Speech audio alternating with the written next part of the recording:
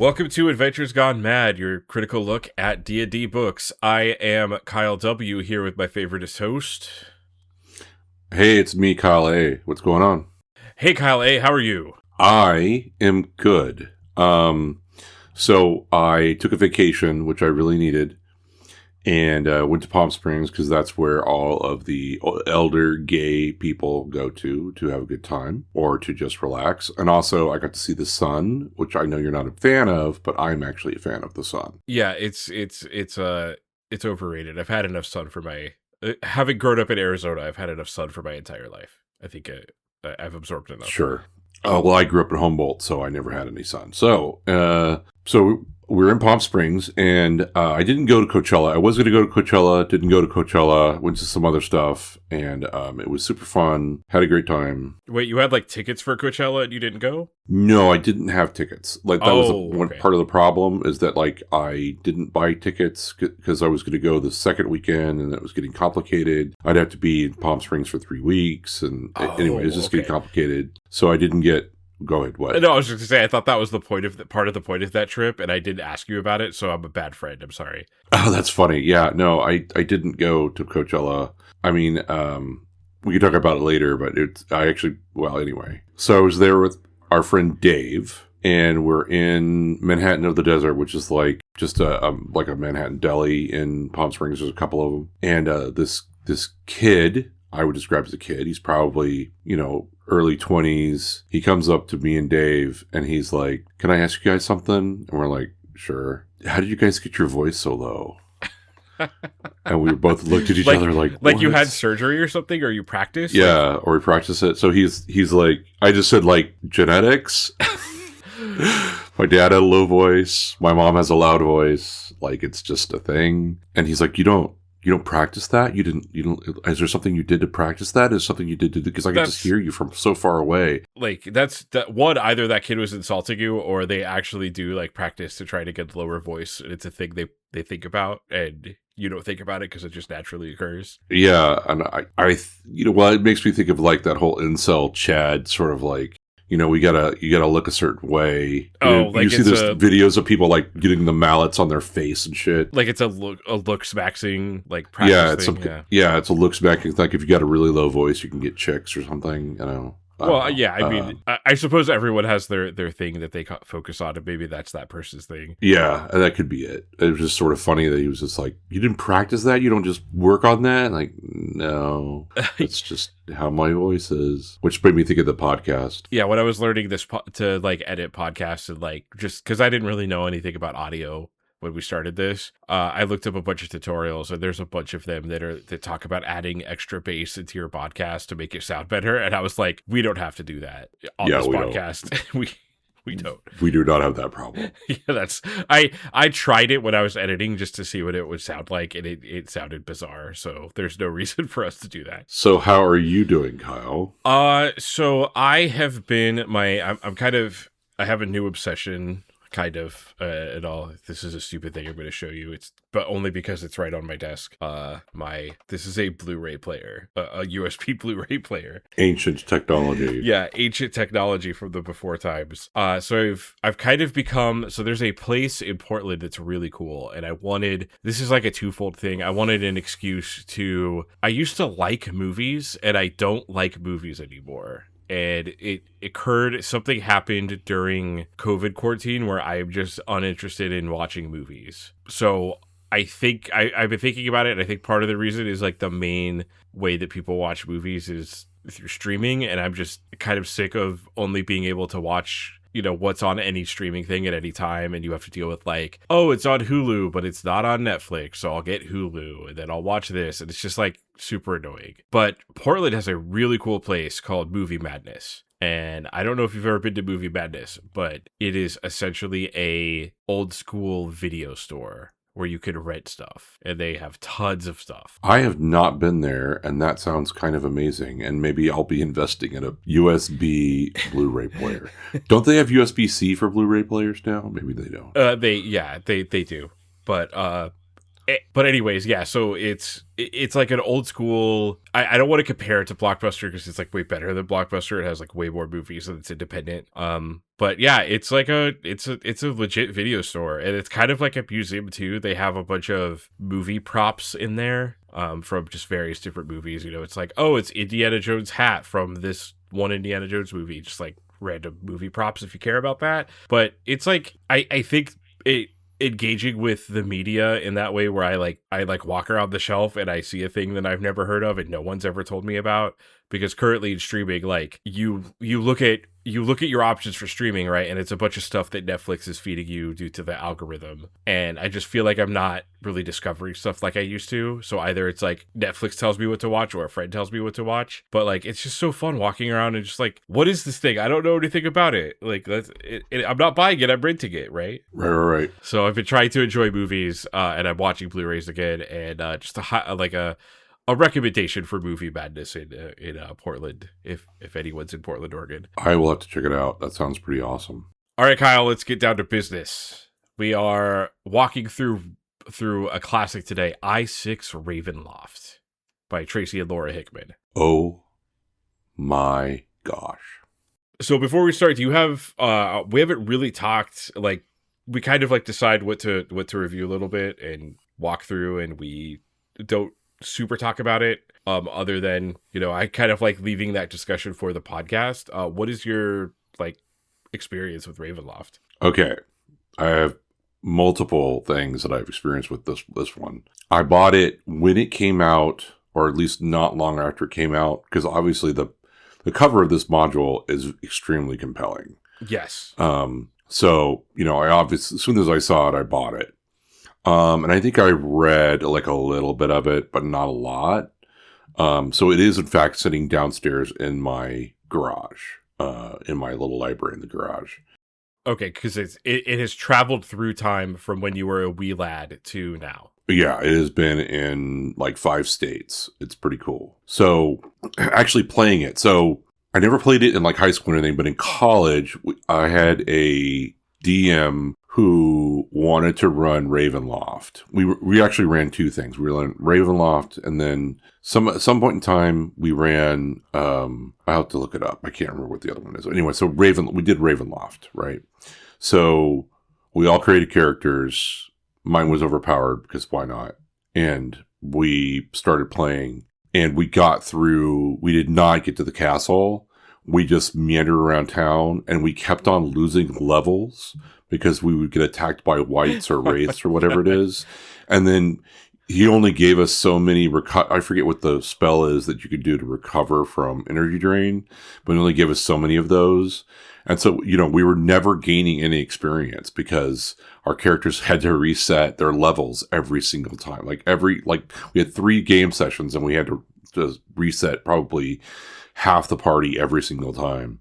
So we all sort of just got frustrated. Also, you know, he tended to want to kill players, so he was making it pretty tough on us. And you could tell that it was like, okay, well, we're all probably going to die, and we just can't seem... It was really frustrating because, you know, we just kept on losing levels. Yeah, I get it. Like, I get why you would do that because the book says it, but it's also like, at this point of D&D, you can't go back and be like, oh, we know how to fight the Wraith now. Because, like, you know how to fight it, but you've lost 2 levels, right? So it's harder and harder and harder. It's not easier.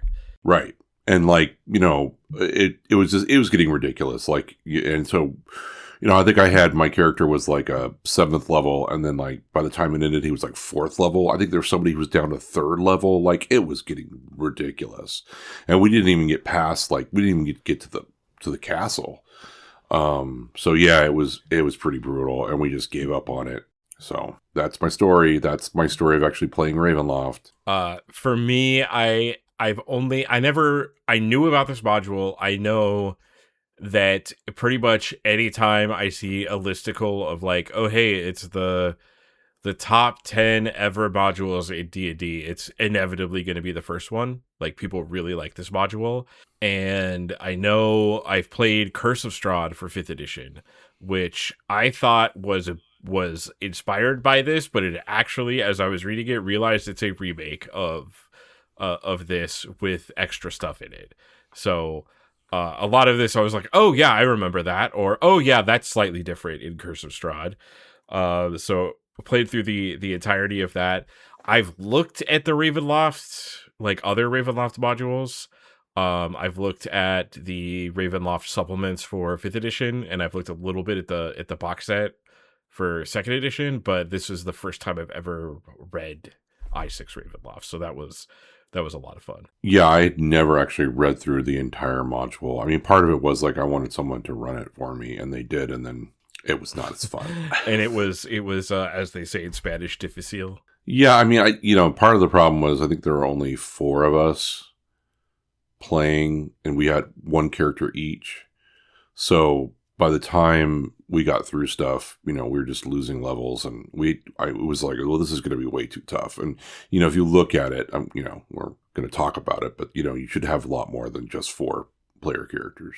Right, and I will say this is written it's written like a horror module, right? So you are probably, what probably should have happened is those characters should have died, and you should have played it again with new characters, or something. Because this was written. We'll get into this a little more later, but this was written originally as like a one-shot thing, and this kind of is like a pretty brisk module compared to the other stuff we went through. Like, you could do this in 1 or 2 sessions, with the idea that your characters might die. So maybe those characters should have just died.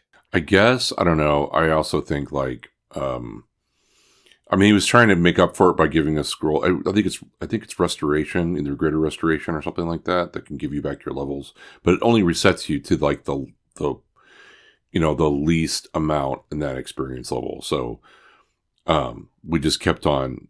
It was ridiculous. It was just getting so silly. Yeah. Like, my character's like, if I get hit again, I'm going to go down to first level. Like, what? Like, no, I've forgotten how to do fireballs, and I can only do mage armor now. And right, you also remember, like, when you lose 2 levels, you have to sort of reset all your stuff, too. So it's super obnoxious. I will say in 5th edition, the new design where it lowers your max HP until you long rest is, like, a much better... I think it's, like, it's still punishing, but it's also, like, not annoying. Because it's, you're just reducing your maximum HP, and you're not figuring out all this other stuff. Granted, this version of the game was a lot more simple, so like changing out some numbers is probably not as hard, but still a little annoying. Yeah, it was just and then also you just didn't feel like you were going anywhere, and you're just all going to die anyway. And obviously we didn't even meet Strahd. You know what I mean? We didn't even find we just were trying to get to the town and started to get through the town, and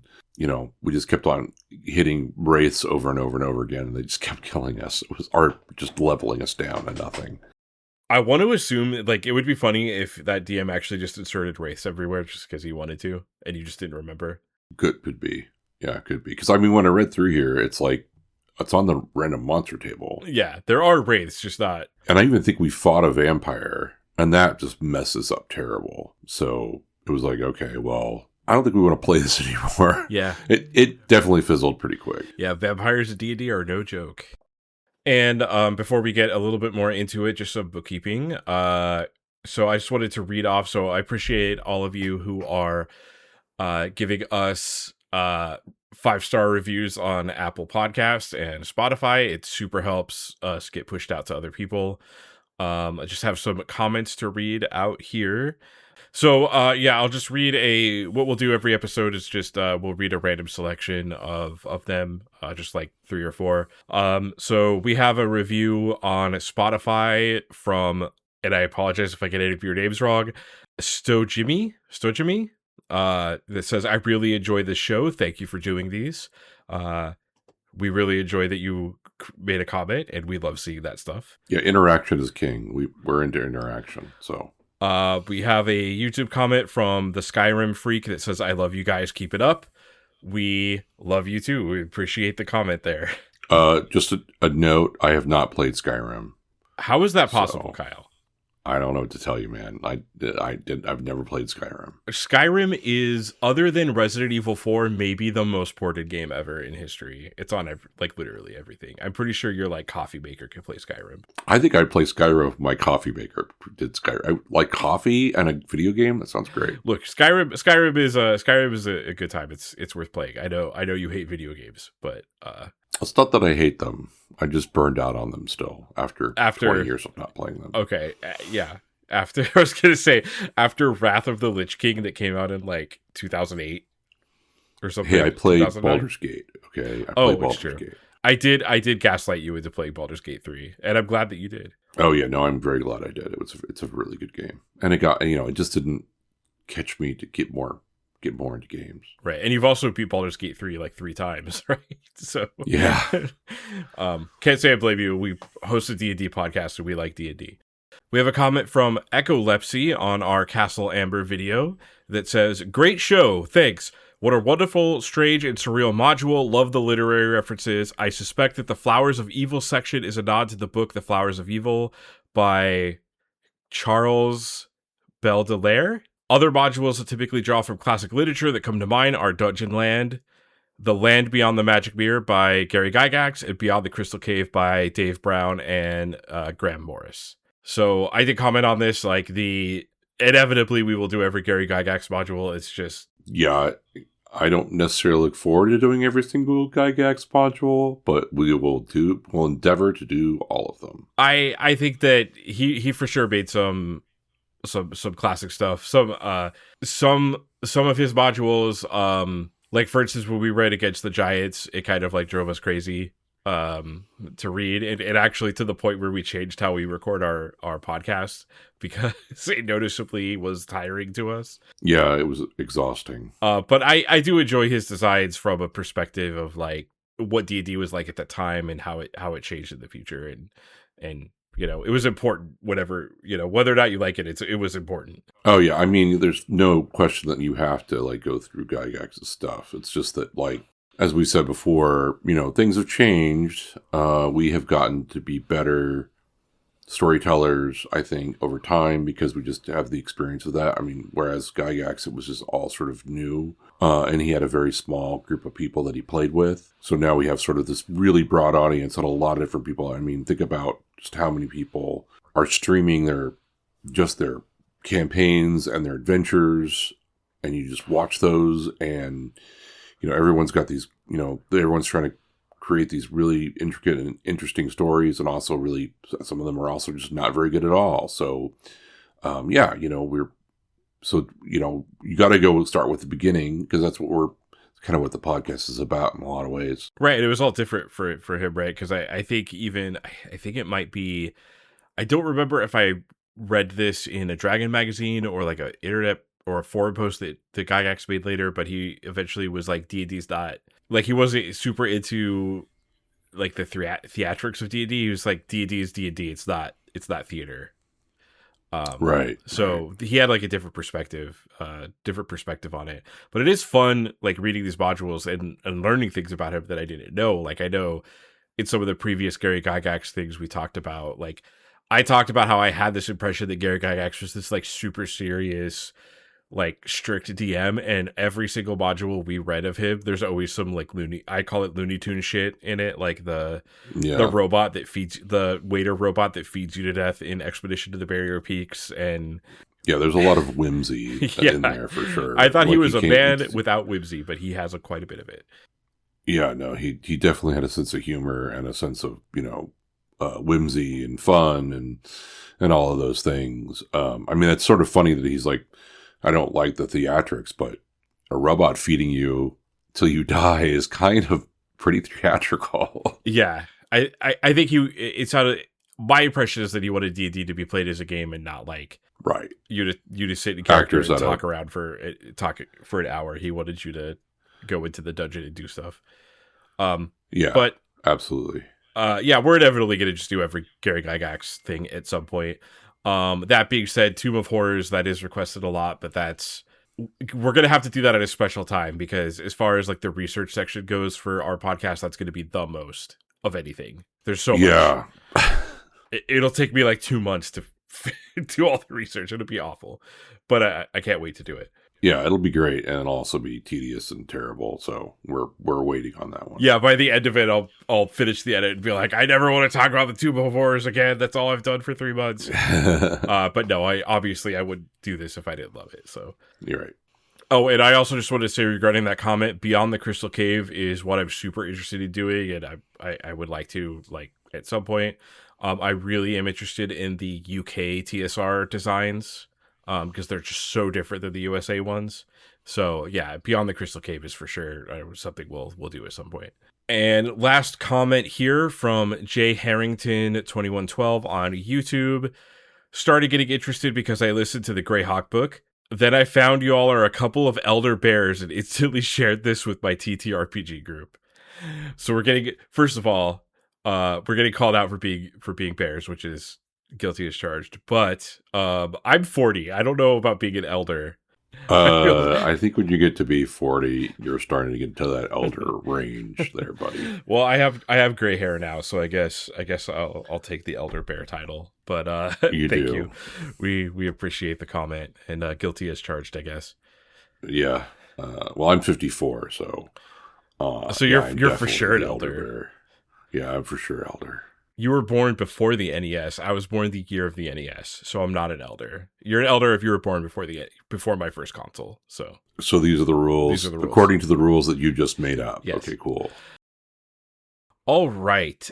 So getting into the actual module itself, Ravenloft, also sometimes referred to as i6 Ravenloft, because there's like 40 different Ravenloft products at this point, was published in 1983. Author is Tracy and Laura Hickman. We have cover art and interior art by Clyde Caldwell, as well as mapping by Dave Sutherland. This is a module for level 5 to 7. And in 1983, the most popular movie was Star Wars Episode 6, according to Box Office Mojo. The most popular album was Thriller, and the most popular video game was Miss Pac-Man. For the Atari 2600 is the best-selling game. All right. So we have talked about Tracy Hickman before. We did the Desert of Desolation series. So Tracy and Laura Hickman are probably our most commonly discussed module authors at this point. Yeah, we almost need to just refer you to one of our earlier podcasts to talk about them. But, here we go. So I did go through some interviews for this, because there's actually, Tracy Hickman has done a few interviews. Usually, like, there's a lot of stuff regarding Dragonlance, but he does talk about Ravenloft and Pharaoh. So a lot of the interviews that I went through, have the same, they're talking about the same stuff. There is the two main ones that I'm going to be talking about these are both on YouTube. Fireside with Peter Atkinson, The History of Dungeons & Dragons with Tracy Hickman on the YouTube channel Gen Con TV, and Live with Tracy Hickman from the YouTube channel Greyhawk Grognard, which I will link in the comment in the description. On both of these podcasts, he talks about the genesis of i6 Ravenloft. It was originally a module called Vampire, that he made as like a one shot in his their Night Venture series.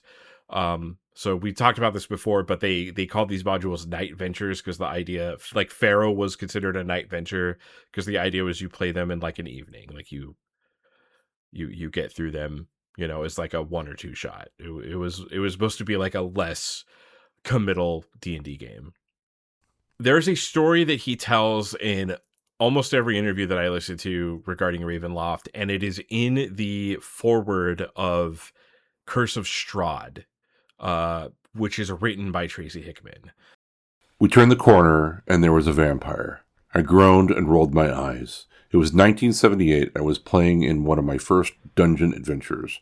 It was being run by a friend I had known in high school, John Scott Clegg, and it was typical of the type of adventure that people played in those days. It was all about exploring a hodgepodge collection of rooms connected by dungeon corridors, beating up the monsters that we encountered, searching for treasure, and gaining experience points. Now we were face to face with a random encounter number 34, a vampire. Not a vampire with a capital V, but a so many hit dice with such an armor class lowercase vampire. Just another monster in the dungeon. I remember thinking at the time, what are we doing here?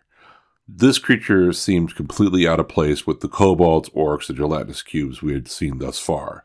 This is a creature who deserved his own setting, and to be so much more than just a wandering monster. When I came home from that game, I told all those thoughts to Laura. That was when Strahd von Zarovich was born. So he does talk about this experience in multiple interviews and in the foreword of Curse of Strahd, where he was playing a D&D game that someone else was hosting, and they were going through the dungeon, they were killing goblins and, orcs and whatever. And that kind of like felt like whatever, because I think this is during an era of D&D where it became like later a little more like, obviously D&D wanted you to think about the ecology of a dungeon, but I don't think at this time in the game it wanted you to be like, oh hey, by the way, the goblin that you just killed, they have a mother and father. Like that wasn't the type of game this was at the time. But he felt very weird when it was like you walk into a room and there was a vampire in it. It was like, why this, like he says in the interviews, like the story should be about the vampire. Like this is an actual person. Why are you in the dungeon? Like a vampire is a person. What is your story? Like, why are you here? And it kind of like stuck with him a little bit. And that's why Tracy and Laura eventually made Vampire, which became Ravenloft. And it's in the interviews it also says like when he brought that idea, like making the vampire the main character was Laura's idea. So actually like Strahd, the way that this was written, Strahd was created by Laura Hickman. So all of the Strahd stuff is her, and all of the dungeon layout stuff was Tracy Hickman, is what he says in the interviews. I think it's really fascinating when because it just popped into my head, is thinking about Keep in the Borderlands, where you just have this hodgepodge of all these different monsters. They're doing stuff. Like, what are they really guarding? What is their motivation for even being there in the first place?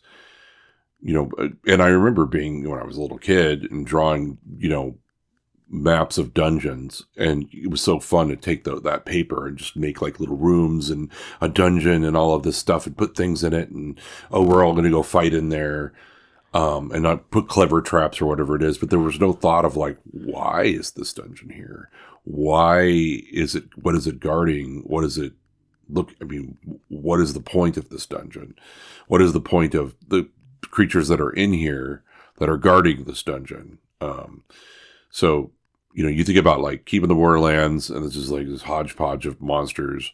And then you thought of like White Plume Mountain, which is like, okay, this is this old layer of this wizard, and it has a purpose, and he's trying to do a bunch of stuff, and it's just it has a purpose. So yeah, like you see a random vampire in a dungeon, and you're like, what are you doing here, sir? Yeah, you see that in like early D&D. The designers are definitely thinking about the ecology of the dungeon, and I think Gygax was also really interested in this, where he'll be like, oh yeah, there's orcs here, and there's carrion crawlers, and the orcs eat the carrion crawlers, or whatever. Like, there's that sort of thing. But right. I mean, I remember when I was reading Keep on the Borderlands, and we talked about this in Against the Giants, where I just felt like there was rooms of stuff. Right. And I think that got refined out of D&D a little bit. But when I was reading Keep on the Borderlands, it made me think of like MMO design, because in World of Warcraft or, Final Fantasy 14, it's like, yeah, here's a room of monsters. They are meant to be killed. You are meant to run in and stab them to death. And that's kind of like what some of the rooms in Keep of the Borderlands felt like, which was, one of the earlier designs. Yeah, I mean, and that's we didn't have those games. Those weren't around. So this was our version of doing that with dice and a tabletop game.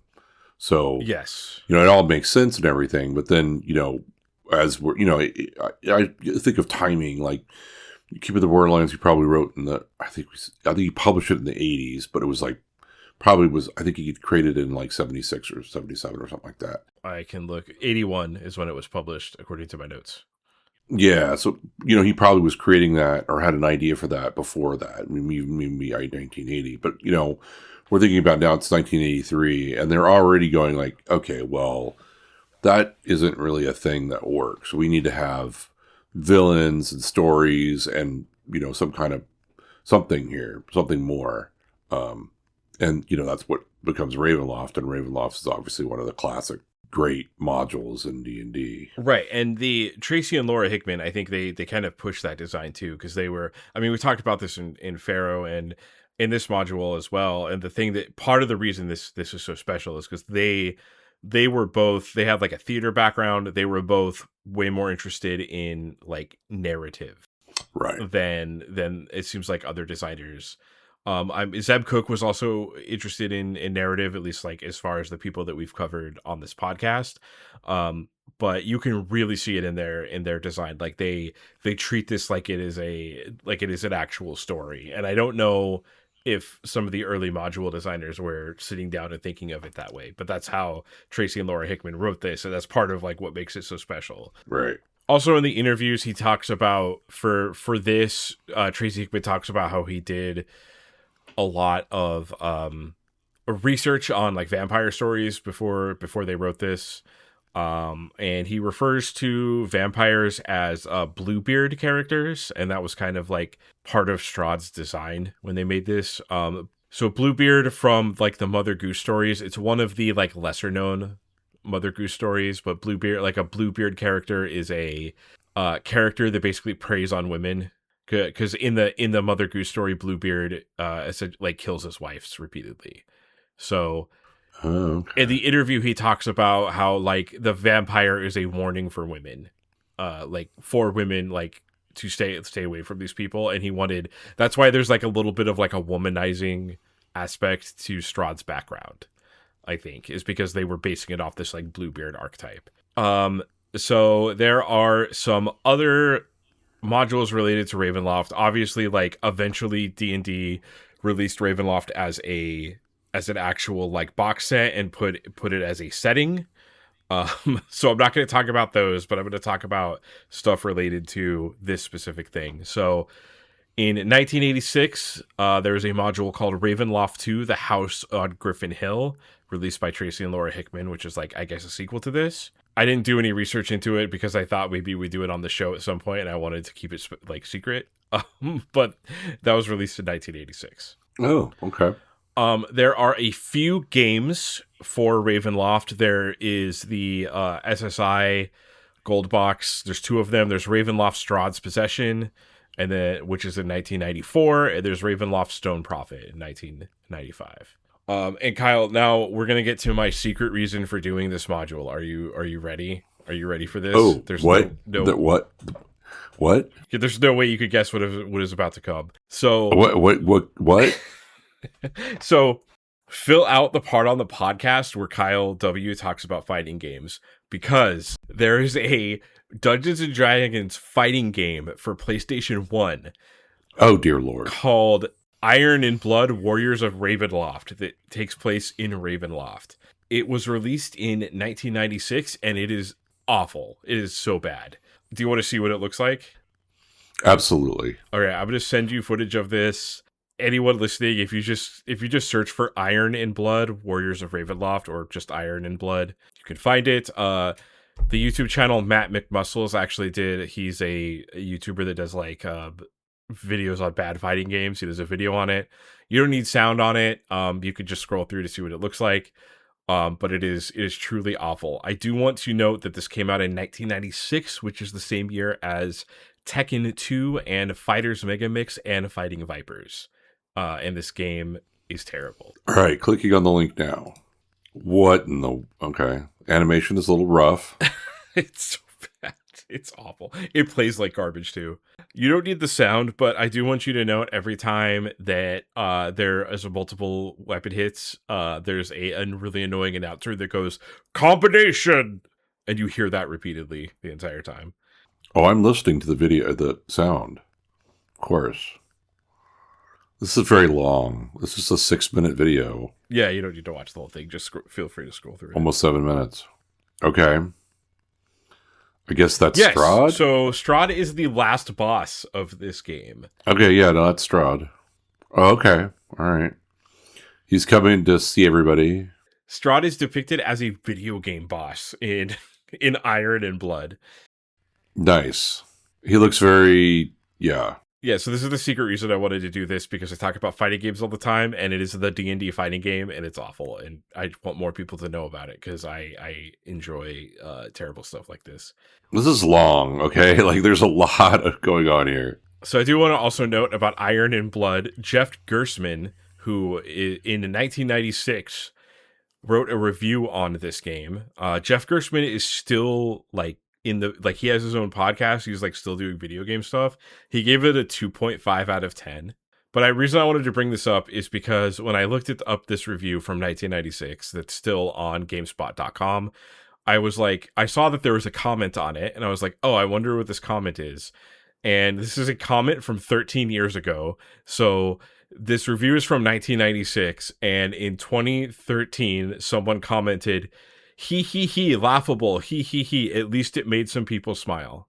Shoutouts to the guy who commented in 2013 on the D&D fighting game from 1996 that no one knows about. Wait, there's Zeldas in this? There's like an elf person. I don't know about. Oh, I think he said, choose your champion. Even the voices are terrible. Yeah, the character select screen. Obviously, this was back when you didn't get voice acting or narration. You got one of the devs to do it. Yeah. Okay, there's a wizard and a... Oh, dear. This is not... Oh, okay. A dwarf and a wizard are fighting. A one-handed dwarf, by the way. He has one arm. Yeah. Oh, yeah, no, he is one-handed. Yeah. He had his other arm removed, or there was a battle wound or something. Okay. Oh, dear. Yeah, it's really bad, but it is a special fun part of D&D's history that I want to share with people, because it's very good. I highly recommend there's a YouTube channel, Matt McMuscles. I recommend his video on Iron and Blood. It kind of talks about like a little bit of the development and talks about the actual gameplay and stuff. The gameplay is terrible. It looks terrible. There was a lot better fighting games coming out in 1996. 1996 was actually a good year for video games. So, moving on, in 2010, there is a Castle Ravenloft board game that was released. And then the big important one in 2016, Curse of Strahd for 5th edition came out, which is the magnum opus of 5th edition. It is, in my opinion, the best 5th edition module. And it is essentially a remake. I will just call it a remake plus extra features of this module we're reading. Yeah, at some point in time, I really actually want to run it. It is quite good. I highly recommend it. Yeah. That being said, up front, I do want to say, if you are interested in Curse of Strahd, this module will kind of spoil it. So if you want to go in, it's different in Curse of Strahd, but there is like a lot of things that are the same. So if you want to go in completely not knowing anything, then just maybe not read Ravenloft I6. Although Curse of Strahd came out in 2016, so I'm assuming everyone that wants to play it has had 10 years to play it. So I haven't played it. Just want to bring that up. Okay. And the last preamble thing that we're going to talk about, I want to talk about the cover. So first of all, the cover of this module, gorgeous. I think you mentioned before. Yeah. Like I said, I bought it just because of the cover. So the cover, and I know I've talked to you about this before, but the cover was plagiarized. Not this cover, sorry. To clarify, I mean, in 1987, the game Castlevania 2 Simon's Quest came out, and the cover of that plagiarized this cover. Yes. So they took the Ravenloft and they kind of traced over it in the background, and you can see Strahd in the background, except he's facing the camera. So I thought this was like a commonly known thing, but I looked it up online and I don't really see much about it. And I was like, okay, well, this is like a little bit, honestly, this is like my rabbit hole of the podcast. But I was like, okay, well, obviously they'll talk about it on the Wikipedia article for Castlevania 2 Simon's Quest, because that's like part of the history. And I looked and it wasn't there. And I was like, that's weird. So I went to the comments on Wikipedia, because I'm a person that reads Wikipedia comments. And there's a comment from a person that was like, hey, I put here that this was a, like, the module was plagiarized. And like, here's my source. Why was it removed? So I'm on to you, Wikipedia. Moderators, for removing that. Let this be an official source that there is a that the Castlevania 2 Simon's Quest cover is plagiarized. Yeah, for sure. It's so obviously plagiarized. Yeah, and it's not like, the difference between plagiarizing and like, is something a homage, is something like whatever, we'll get into it. But like the cover of Castlevania 2 is traced. Like it is straight up the same thing. And yeah. So I guess not so well known, but if you want to have a fun time, look at the cover for Castlevania 2 Simon's Quest and compare it to the Ravenloft cover, because it is obviously pulled from that. All right, Kyle. So before we get into it, what is your synopsis of Ravenloft, I6 Ravenloft? If you play Strahd as a genius, your characters will die. That's a good one. I agree with that. What is your synopsis? My synopsis is, Dave Sutherland, you did not have to flex so hard. The map is the main character of this. Like, I know Strahd is the main character, but really the map is the main character of Ravenloft. The map is a boss. Yeah, the map, it's pretty amazing. Yeah, it is gorgeous. So yeah, well, we're gonna get into the map because it's very important. But yeah, Dave Sutherland, you did not have to flex so hard. So page 1, we have like the table of contents and like the little synopsis for like what you're getting into, because this is like a little different. So it was to tell you like, hey, this is a classic horror story, blah blah blah. This is what it looks like. And we get our first change. I'm gonna be noting like some changes from Curse of Strahd, and in here as we're going through it. But and before we get super far into this module, they have updated the word for the Romani people that are in this module to the Vistani. That occurred in the 2nd edition box set for Ravenloft. They use the word Vistani for these people, and they do it Curse of Strahd. So that's the word we're going to be using for the Romani in here. There's kind of like a complex relationship with, so getting right into it, there is a word for the Romani people that starts with a G. It is all over this. It is all over the box set. There is like a movement to not use the word Romani, because it's like a more appropriate word for those people. There's actually a TED Talk on this that I watched by Dejanya Pavlovic. It's very short. I highly recommend watching it if you wonder about this at all. But usually like a lot of publications use the word Romani now. That doesn't really make sense for Ravenloft because these people are not the same people. So in the 2nd edition box set, they started calling them the Vistani, which is, a name made up for D&D, of these specific group of people. And in Curse of Strahd, they switched over to only using the word Vistani. So we're going to use the word Vistani whenever we talk about that. We are talking about the Romani people that were in here, because it's the same people. That's the word that they've been using since the 90s for this group of people. Yeah, and I know that I'll probably screw it up and then it'll get edited out. So that's fine. We are a little more, shall we say, PC, and we like to be PC on this podcast for the most part, because why do we need to offend people when we could just use a different word? Right, and it's what they've been using since the 90s. So I will talk about the backstory was changed since the box set here, but yeah, this is not, the word Vistani is not new.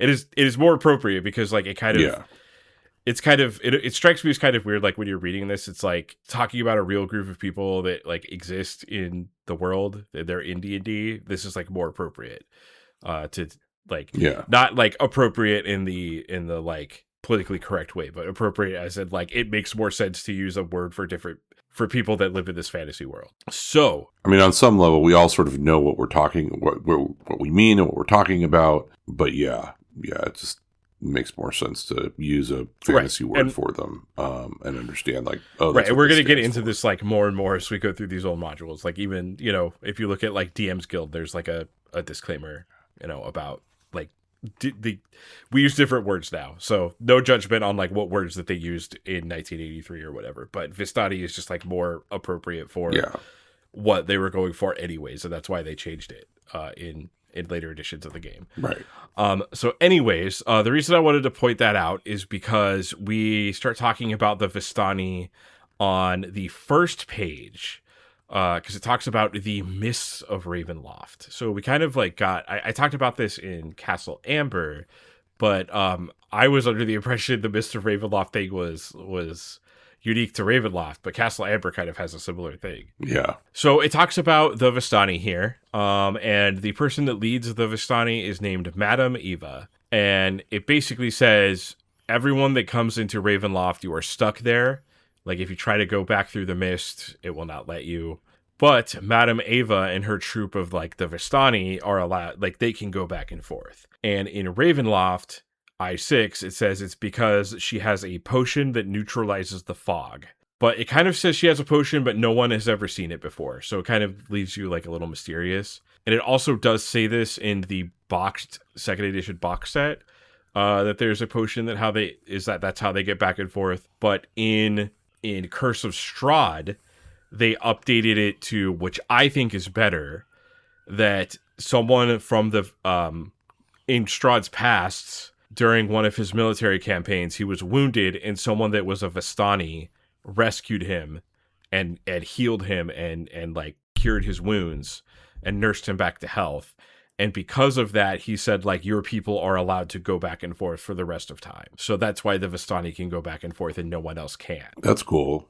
Yeah, that is better. Yeah, I think that's better. Obviously, I think the writing in I6 Ravenloft was kind of trying to leave it mysterious, just in case the like players try to find the the module comes to like fighting this old lady and trying to find her potion to leave instead of fighting Strahd, you know? Right. But yeah, this page is just like it's getting more into the like setting. It's talking to you like, hey, this is Gothic horror. You know, the forests are filled with wolves. It's dark. It looks like the Pacific Northwest outside at all the times. Right, basically. Okay, so we get on to, in earnest, we get into the module on page 2.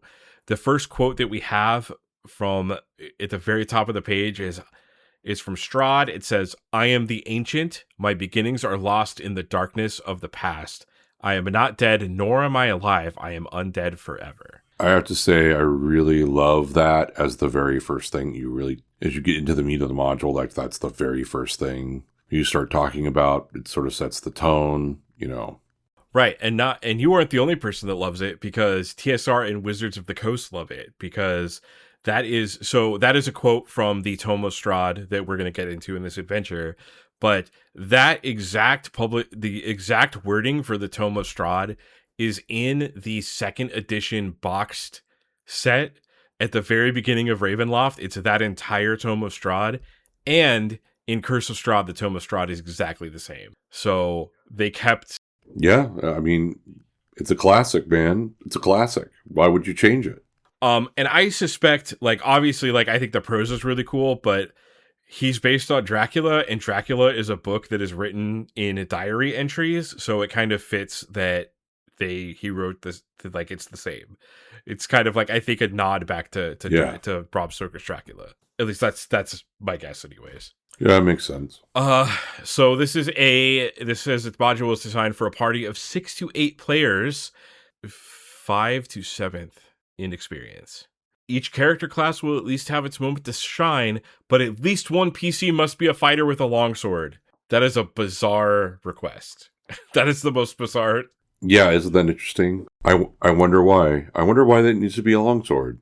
Yeah, I was a little bit confused about that because this has changed in Curse of Strahd, but that is the funniest request that we've had in any of the modules that we have read. Can you imagine? Oh, you're playing a fighter and you use like a glaive. Can you switch to a longsword? I can't. I have no idea. I don't remember what character I played in Ravenloft, but I do remember there was somebody who had a longsword fighter type, either like a ranger. Like I played a lot of rangers. But I don't know if I played a ranger in this one. I think I played a cleeric or a paladin. Yeah, it's also interesting that it says a fighter with a longsword, but the thing that should matter... Actually, I'm unsure if elves using longswords... Was that a thing in... I don't remember if that was later. Because it should just be a character with a longsword, and I think an elf could use a longsword. Yeah, most elves have proficiency in longsword as like default. All right, future Kyle. Were elves using longswords in this version of the game? Look it up. time. In the Advanced Dungeons & Dragons Player's Handbook on page 16, it states, when employing either a bow of any sort other than a crossbow or a short or long sword, elven characters gain a +1 bonus on their die rolls to hit. So they don't get the ability to use long swords inherently. They get that from their class still, but they are better at using long swords than other people. Time begins to move. Oh, they definitely were using they're using a longsword in the version of the If that's wrong, sure. I'm cutting it out. Because my character was, I was always using, I was trying to use 2 longswords at once. But that was later on in the game. But so most of the time, my character was using a longsword and a dagger, or a longsword and a short sword, because there was a rule in old school D&D where you could get an extra attack with your offhand rather than using a shield. So it was the difference between using, a shield or another sword.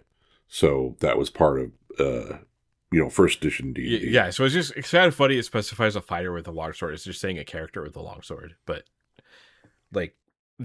yeah, but specifically a fighter. I'm not sure why.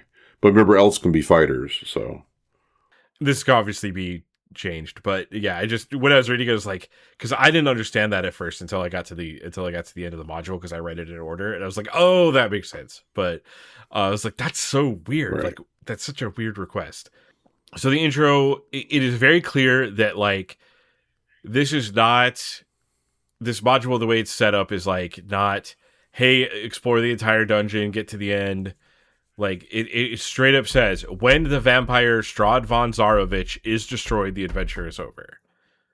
That is the goal of the adventure. And Strahd, as you alluded to, is a very formidable foe. Yeah. So good old Strahd, he's, what hit dice does he have? He's got 10 hit dice. And he's a genius, obviously chaotic evil. He is they do mention, they literally say Strahd is a genius. Yeah, he's a genius. That's funny. I didn't even make that connection. Oh yeah, no, they straight up say, and obviously he's in lots of different places, and he's going to be, insufferable, and play him to the best of your ability. And if you do that, you're probably going to kill everybody. So like I said, if you want your characters to you want this adventure to go on for a long time, it's very funny, because this is hey, use everything in your power to keep Strahd going. And I'm well, at some point in time, if you get too smart about it, he's probably going to kill everybody. So don't get too carried away. I think that part of the reason they say that, and I have a slightly different take on this, and it's because I'm looking at Strahd, and this is an adventure for 5th to 7th levels of experience. So the characters are they're not, they're not oh, I used magic missile, I can't do anything for the rest of the day. They're higher level. Yeah. He has -1 armor class, and 55 hit points, and he does 1 attack that's an energy drain, which is a big deal. But and you need +1 weapons to hit, which you probably have them at this point. But he is not a tank. If you just have Strahd show up and just start, he's not designed to swing his sword until he dies, because he has 55 HP. A group could do that if he just sits there swinging the sword. The problem is he has all these vampire powers, and he has control of the castle, and it even says play him like a genius. He shows up and summons zombies and throws them in the room and leave and turns into a bat and flies away. He's super annoying to fight. He's not intended. I think if you just walk in the room and you played it this maybe a different type of D&D creature, and you're just Strahd shows up, he takes out his sword, and he starts trying to hit you, he's gonna die pretty quick. Yeah, a straight up fight, it is going to be sort of pointless. So it's not going to work well. But obviously, he has a lot of allies, and just think about it this way: a 10th level magic user in first edition he has access to Fireball, so that's a 10d6 Fireball. So your characters probably don't have. Especially wizards who don't make their save are probably going to die when he throws a fireball, or at least have a very high chance of getting very extremely wounded. So, yeah, that could be really deadly. Just him just coming at you, throwing a fireball, and leaving. He's going to put you at a huge disadvantage. Right, and this is anachronistic because Castlevania 1 came out after this game, but it is a requirement that Strahd opens his cape like in Castlevania, and the fireball comes out of his cape. It's a requirement if you run this, that you do fireball that way. I see. So, like in the picture of Strahd here, he actually, when he's doing that, he opens up his cape exactly. and a fireball. It's a requirement. Okay, got it. He also has some he could polymorph you. He could do all sorts of stuff to you. And that's not even considering his vampiric. Like he could do the charm and turn into a bat, turn into mist, and he's probably the most annoying person that you are gonna fight. In all these modules, he's the most annoying thing to fight because he can just leave whenever he wants.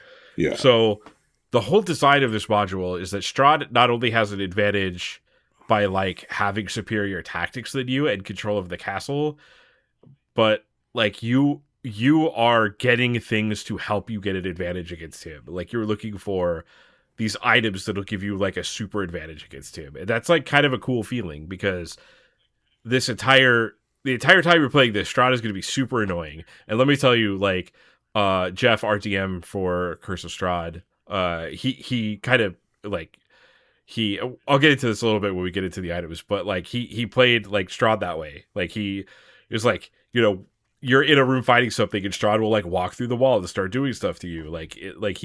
You play him like guerrilla tactics. It's he's so unique compared to the other. They did a really good job making him unique compared to the other modules that were out around this time. It truly does feel like a boss, right? The module, it does feel like it's about him for sure. Yeah, I mean, it is all about him. It's all about his environment and him using his environment to his advantage, and being able to use all of his powers to his advantage. So if you want to just, you can, I mean, the DM always has a lot of power if they choose to use it. That's why my thing was well, if you go, you could probably, kill all the PCs pretty quickly if you just really wanted to with Strahd, because, he's unleashing a bunch of zombies. They start attacking him. You start coming in. You throw I don't know at 10th level how many fireballs you can throw, but you can throw quite a few fireballs at 10d6. And that's a lot. Just with that, you're going to be maiming them, and then he just flies away, and then you're going to have to deal with that. I think just with some of the wandering monsters in there, you just, like I said, with those wraiths that are doing energy drain, you're fighting those, the energy drain you, suddenly Strahd appears, hits you once, you lose two energy drains or 2 levels, and then he throws a fireball. Yeah. Or he just waits until you're fighting something, shows up, hits the wizard once, energy drains him, and then turns into a bat and flies away. It's just he's going to be obnoxious the whole time. And this book is very clear. This is how you should play him, because he also regenerates 3 hit points around because he's a vampire. So at any point he could just turn into gas and fly out of a window or something. So yeah, the book is very clear. The module is about killing him, and he is not dumb, and it actually gives you examples hey, he can it gives you specific tactics that he uses. Hey, Strahd attacks a single PC for 5 rounds and then leaves. So he'll show up, focus on one person, and leave. He'll call 10 to 15 Strahd zombies to attack the party, or 3 to 12 warg wolves to attack the party. I think one of the important pieces, though, with Strahd when you're playing him is that he also he's bored. So he's been in here for a really long time with the same people, taunting the same way.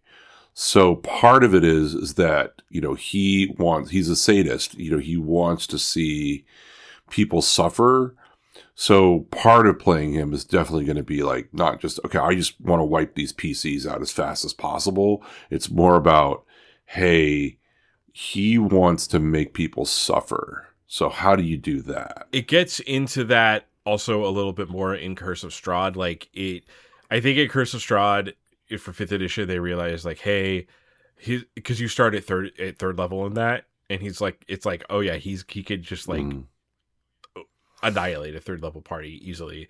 It talks about more like he's into the cat and mouse, like being chased and like chasing people, and like a lot of it is trying to impress Arena, which we'll talk about later. But yeah, they give like some more specific reasons, like, hey, this is why he's doing the things that he's doing.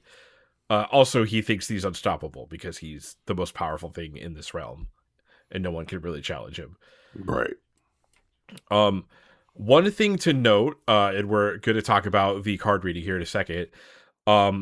He's all over the place, but there is one specific place where he can always be found, and your party will eventually figure out how to do that. So that is a way that you can prepare to fight him and get ready to like kill him. Because otherwise you're like, how do you kill this guy? They could be anywhere. Well, there's a specific place that he's always going to be. Okay, so on the next page is the other thing that is famous about this module, the Fortunes of Ravenloft. So before you do, it kind of instructs you to do this in an interesting way. But before you do the module, before you're running it, you pull cards out of a deck of cards, and it will tell you there's a couple things that you're pulling the cards for. You're pulling for the Holy Symbol of Ravenkind, which is a thing that will help you fight Strahd. You are pulling for the Tome of Strahd, which is a thing that will give you more of a hint into his background. It's part of the thing we quoted earlier. You're pulling for where Strahd is going to be found. You're pulling for where the Sun Sword is, which is a powerful magic item that's going to help you fight Strahd. And you're pulling for Strahd's goal, what he's trying to do. And the suit of the cards that you pull will change like whether or not the PCs get a small bonus in that scene or from that thing. Right. So immediately the first thing that comes to mind as a video game person, the word, so in video games we would call this a roguelike, where there's like some sort of procedural generation that changes the game. Sure. And it's called roguelike because the game Rogue came out in 1980. So I was reading this and I was like, this is the first time I'm seeing this in D&D. I wonder, did they play Rogue? Like, were other board games doing this? I'm sure they were, but that was my first thought. Yeah, for sure. This is slightly changed in Curse of Strahd. You do not pull Strahd's goal because the module explicitly tells you that. In that game, you pull an ally that is going to help you fight Strahd. And there's like a big list of people, and some of them are just like, there's a few that are just like, I'm a normal guard with like a spear, and some are like, I'm a powerful mage. So it like really changes every time you play this module. And that was part of, like, they ran this on Halloween. Like, the intent was to run this on Halloween. So, like, you could keep playing it over and over again, and it's going to be different every single time. Which is a pretty interesting way to design a module. So, I have to say I really like that. Yeah, no, it's great. It makes it more playable. And, you can play it again, obviously. I mean, I'm not sure how much you really want to play it over and over and over again. Because it's, the goals and stuff have changed, but, the castle's the same and all that. So, I don't know. It's really cool though, because, if someone were to play it and they're like, oh yeah, no, I can play Curse of Strahd again because, his goals will all be different. So I know the Sun Sword is in the fireplace. Oh no, it's not there anymore. What do I do? Right. Also, like, the DM is a player, and like it will make running this more interesting. At least for me, it would. So yeah, I do really like that, and they kept that in. So in this, you use a deck of poker cards. In Curse of Strahd, you use a Troca deck, which is like a special Ravenloft tarot deck thing. I think there's like, it lets you also just roll dice. There's a lot more cards in Curse of Strahd too. All right. So page 6, the lands of Barovia. So we just had to clarify that this is like set up in a kind of confusing way. So it talks about the lands of Barovia, and then we get into the actual like hook for the adventurers and how we get into it. But I was thinking the intro was first for some reason, and I thought that like we skipped that. So we have our random encounter table, which is like things that you would expect to see in a gothic horror novel. So you have like angry villagers, wolves, zombies, bats, a ghost, wraiths, a vampire, which I think is the thing that you were talking about killed you, probably. Yeah, here's what's so annoying about this, and I don't know, maybe it was just the DM, but you have to roll a 10, 11, or 12 for wights, wraiths, and modern vampire, and he like rolled 10, 11, and 12 a lot, apparently. It seemed like he was rolling those a lot. I think you should figure out who like you should contact this person on Facebook and be like, dude, I know you cheated. Listen to my podcast. Yeah, right.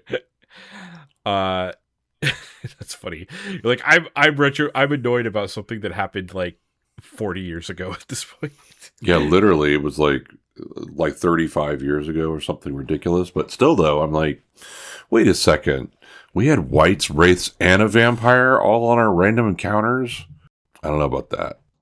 So it kind of specifies like the lands of Barovia are just this like gothic horror, just like the clouds are all black and like everything is, it's always a dark and stormy night in Barovia, constantly. And the village of Barovia is this rundown ramshackle. It kind of looks like looks like a normal medieval town, but everyone in it is constantly like terrified of Strahd. And they stay in their house at night because Strahd is a vampire and he can't come in your house unless you invite him. So it's the only like safety that they have is to stay inside their house at night. Also, additionally, no one but the Vistani can leave. So this is just all the life that these people know.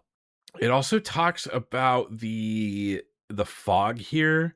So yeah, the fog here is a little interesting. So it talks about you have to go through the fog to leave Barovia. Once you breathe it in, it becomes a neutralized poison. And then when you leave Barovia, the poison becomes active. The character must savor its poison or start to choke unless you re-enter Barovia within 24 hours. You die. The choking stops as soon as you breathe the fog again. So you can leave, but you have to pass a save, and then you have 24 hours or you die. Is that how I'm reading this? Yeah, basically. Yeah, so in Curse of Strahd, they changed it to like you walk through the mist and you end up back in Barovia. So they changed this. Right. That's in the box set too from the 90s. So it's just like it's just funny reading that. It's like that's a lot of extra stuff. They eventually changed it. I think the new one's better. Yeah, the mechanic seems a little bit like, okay, well then also I could just save. So basically, like, there's a way I could just keep saving versus poison. So do I just do that once and then I'm okay? So, okay. Yeah. And like, there's a lot of magic that makes it so you don't have to breathe. So like, I guess if you were choking, or yeah, it's just, I mean, obviously the DM can change it. I like the new one where the fog just kind of like inserts you back. Yeah, that makes way more sense than all of this potion business and stuff. Yeah, there's also like a little bit more horror to me than like, it's not like you're gonna die if you leave like that. There's like a little bit of a like, hey, at least I could just walk into this mist and die. But like with the other one, it's like you can't escape. You walk through it and you just you're just back. Yeah, which is a much better horror trope. So it talks about random encounters. So every 3 turns, so there's like some special rules here. So every 3 turns, you check for a random encounter when you're not in Castle Ravenloft, and it tells you like there's a table for the daytime and the nighttime. And when you're in the castle, there's a separate table that it says to use. And then when you're in the castle as well, if you stay anywhere other than the castle, Strahd attacks you with his wolves and bats. And isn't it also something like every When the PC, if the PCs are indoors every turn, Strahd attacks. Wolves will try to break through. And so basically it like gives you, he can't enter. So it talks about like he can't enter the building, but he can like summon wolves and zombies to try to get into the building. And he may knock at the door and ask to come in. So there's like tension that you could do some really cool encounters with like you're stuck in the building and Strahd can't get in. Oh, one thing I wanted to know that I forgot to talk about the random encounters, the bats. If you get a random bat encounter, it's D10 10d10 bats, and if you're a spellcaster, like basically they swarm you and you have to roll a dex check to be able to cast spells, because the idea is they're like ramming into your hands and like making it hard to cast spells. Yeah, I think it's part of an interesting one where it's that can add a lot to the terror. It's like you see this giant, just, I don't even know what a group of bats is called, but a giant group of bats that are taking over everything, and they're all over you, and you can't cast spells, and it's hard to like see and all that kind of stuff. Gothic horror, baby. All right. So on page 7, we kind of, I think I've said this like 3 times. We actually start the module, but this is like where the players get introduced to the module. This is the actual hook. Yes. And the first thing I wrote in my notes is we are reading a Hickman adventure, because the first text box is 6 paragraphs of prose, which is not like a bad thing. I enjoy it, but definitely a Hickman adventure when you see that. He loves his prose. I should say they love their prose because they both worked on this. And really, it's just like you're in a tavern. You get handed a note from someone. The note says do stuff. Yeah, so that's really what it is. Yeah, so one of the Vistani shows up and hands you a note. The idea being that you're in some sort of like fantasy inn somewhere in some other land. But there's just like descriptions in here that are like very, like one of the things, even the flagons of, suddenly a hush falls over the tavern. Even the flagons of ale seem to silence themselves. That's like a very like evocative, that's like the type of language they use in their modules. Yeah. Like if you showed me just this text, I could probably, from doing this podcast, I could guess that it was a Hickman adventure, because like it's just how they write. Yeah, and I'm not dissing it. Oh yeah, me neither. It's great. I mean, this is if you're running this module, you should absolutely read this out to players. Yeah, because this module, more than any of the ones that we have read, is about vibes and setting the correct vibe to your table when you're playing it. You want your players to feel like it's a dark and stormy night. When you're playing this module. So basically you go through. The Vistani give you this letter. Here's what it says. Hail to thee of might and valor. I, a lowly servant of the township of Barovia, is an honor to thee. We plead for thy so desperately needed assistance within our community. The love of my life, Arena Kolyana, has been afflicted by an evil so deadly that even the good people of our town cannot protect her. She languishes from her wound, and I would have her saved from this menace. There is much wealth in this community. I offer all that might be had to thee and thy fellows, if thou shalt but answer my desperate plea. Come quickly, for her time is at hand.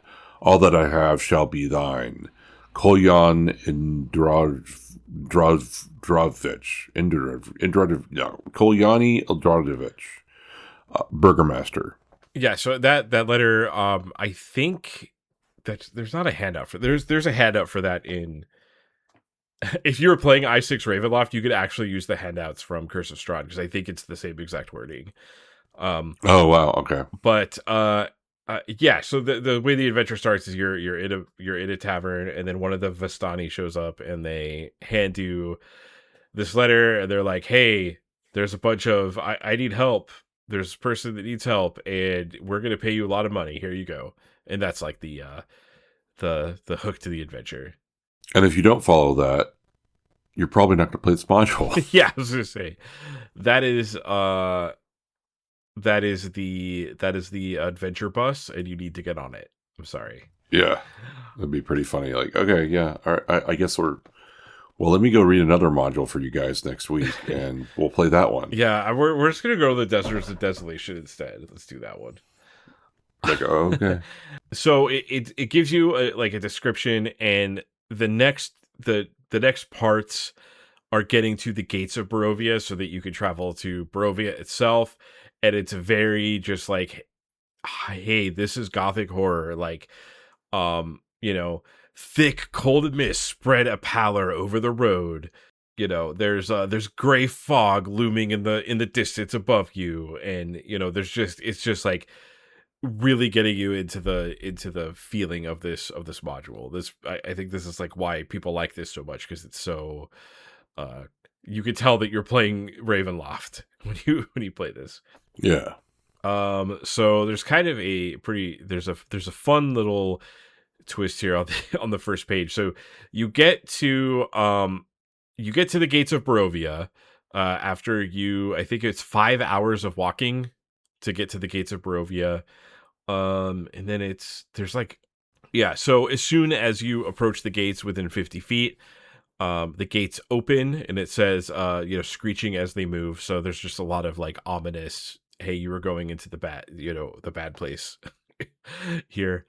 Yeah, so this is where like the fog happens. So once you cross through the gate, when you come back through it is when the fog starts choking you. So this is like you're actually in Barovia after you go through the gate.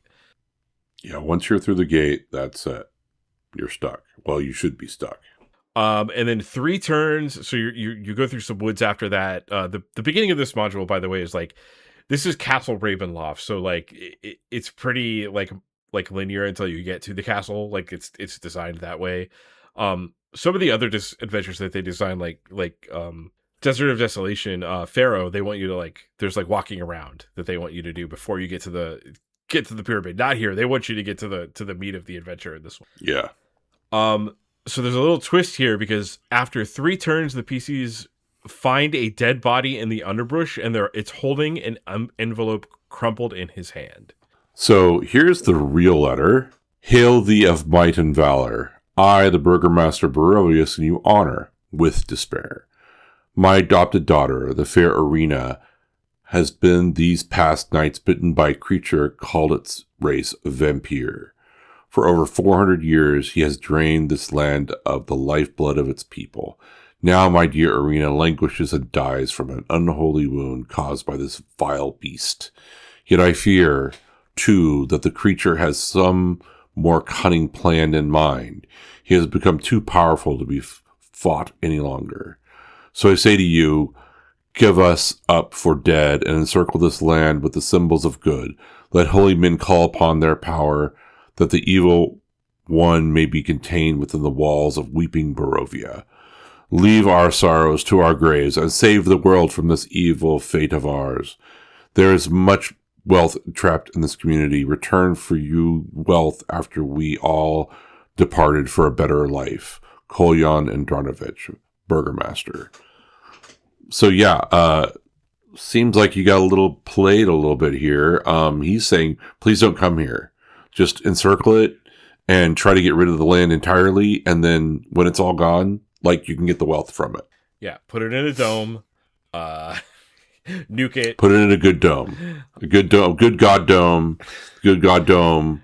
We'll get rid of it, and then you can have the stuff that's left. I do like this twist, how the players find it almost immediately. It's not 5 hours later in session or 3 sessions later, you're like, oh no, that was a fake letter. The twist is right there. Yeah. So it's oh, huh. Yeah.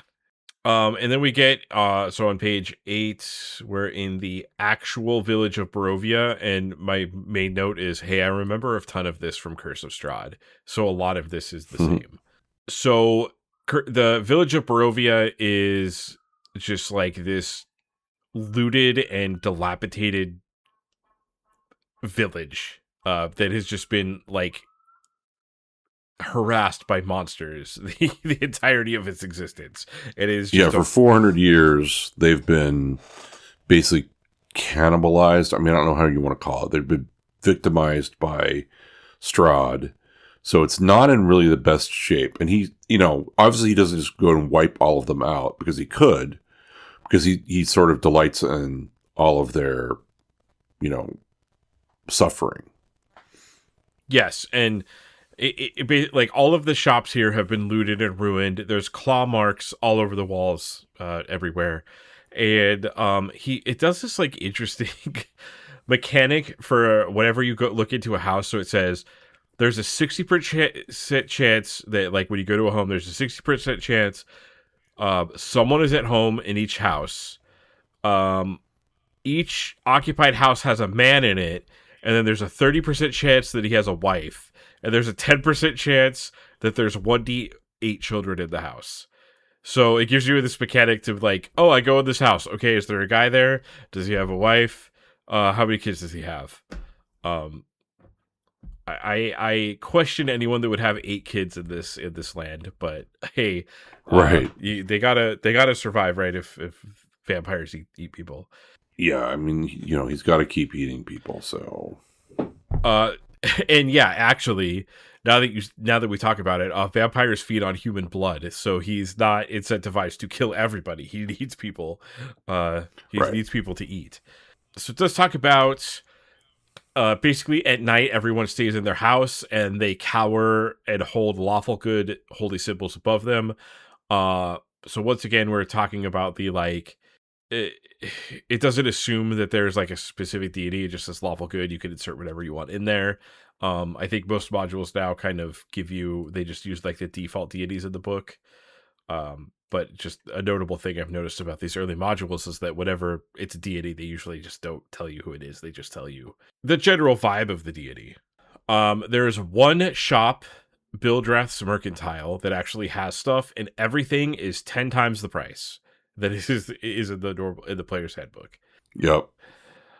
And the reason being is because you can't leave, so you can't really get anything. So the only people that can really deliver things are when the Vistani pass through, so everything is just harder to get, so everything is 10 times more. And they carried this over to Curse of Strahd. I also just wanted to talk really quick about, it gives you stats for, in Bildrath's Mercantile, it gives you stats for the merchant for Bildrath, and it also gives you the stats for Periwimple, his, what is this, his, like, stage... stock boy. Periwimple is his stock boy, and Periwimple has 2 AC and 50 HP. Yeah.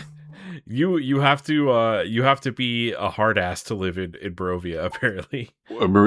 He's also got an intelligence of 3. Yes, an intelligence of 3, 2 attacks. And an 1880 strength, which is pretty high. Yeah. Do you even get a language at 3 intelligence? Yeah, I mean, you're kind of at animal level. Yeah, because I know there's a specific stuff, so I know there's a specific range that you actually get languages in this version of the game. I don't remember what it was off the top of my head. It just says he's extremely simple-minded. Periwimple's extremely simple-minded. He's dedicated to his uncle and will not follow the PCs.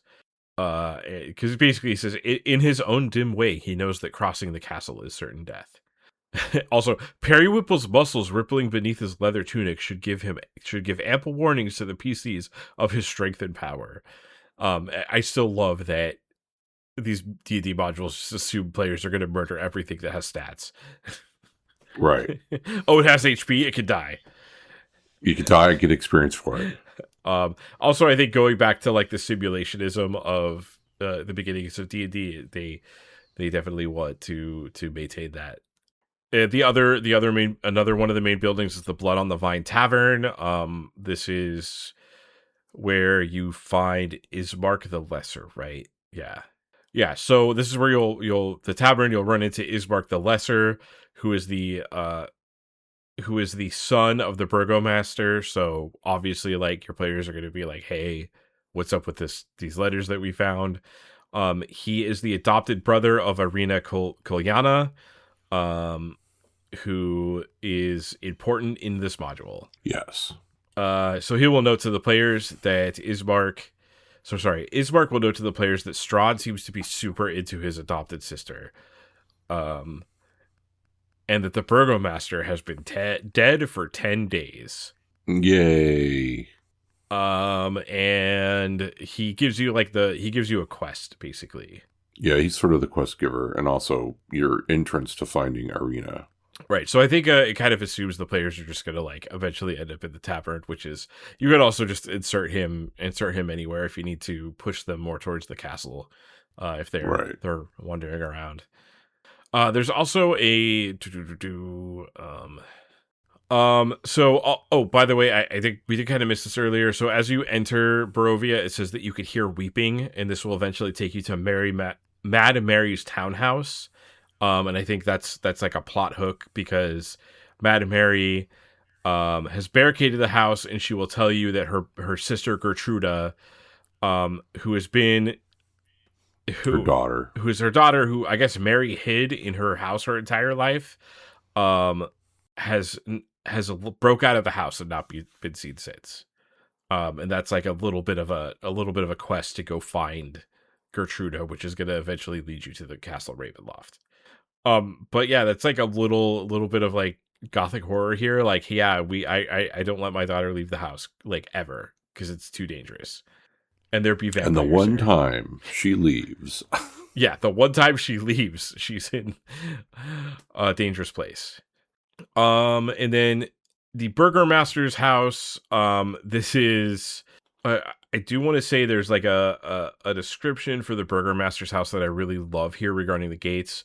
The right gate lies cast aside, while the left swings crazily in the wind. Nice. So it's like a very gothic horror thing. And it's like, yeah, it's swaying in the wind, but it's also like that type of description leaves a thing in your head. It's like, what cast the gate aside? What ripped this gate off and threw it aside? What monster is strong enough to do that? Obviously it was Periwinkle from Bildreth's Mercantile. So this is I personally really like this quest here, because like you show up and the Burgomaster he's been dead for 10 days, but he's still in their house. Yeah. That's such an interesting like thing. Like, it's very Poe-esque or something. Yes. So you're talking to Irina, who obviously has like obvious signs of vampire bites, and you have read in the real letter that she has been fed on by Strahd multiple times. But yeah, that's I don't know. It's like it just feels like a gothic horror story. Like, there's a dead body in the house. It's been there for 10 days. So I kind of like that setup. I think it's really cool. Yeah, no, it's great. And then the church, I think there's something about a book here. Oh, there's a book in the library of Ravenloft that might be able to help destroy the Devil Strahd. It is well known from ancient times that Strahd kept meticulous notes on all that he did or said. Perhaps some weakness of his may be found there. And then it does remind you that Irina Kolyana is not the natural daughter of the Burgomaster, which is kind of going to be an important thing later.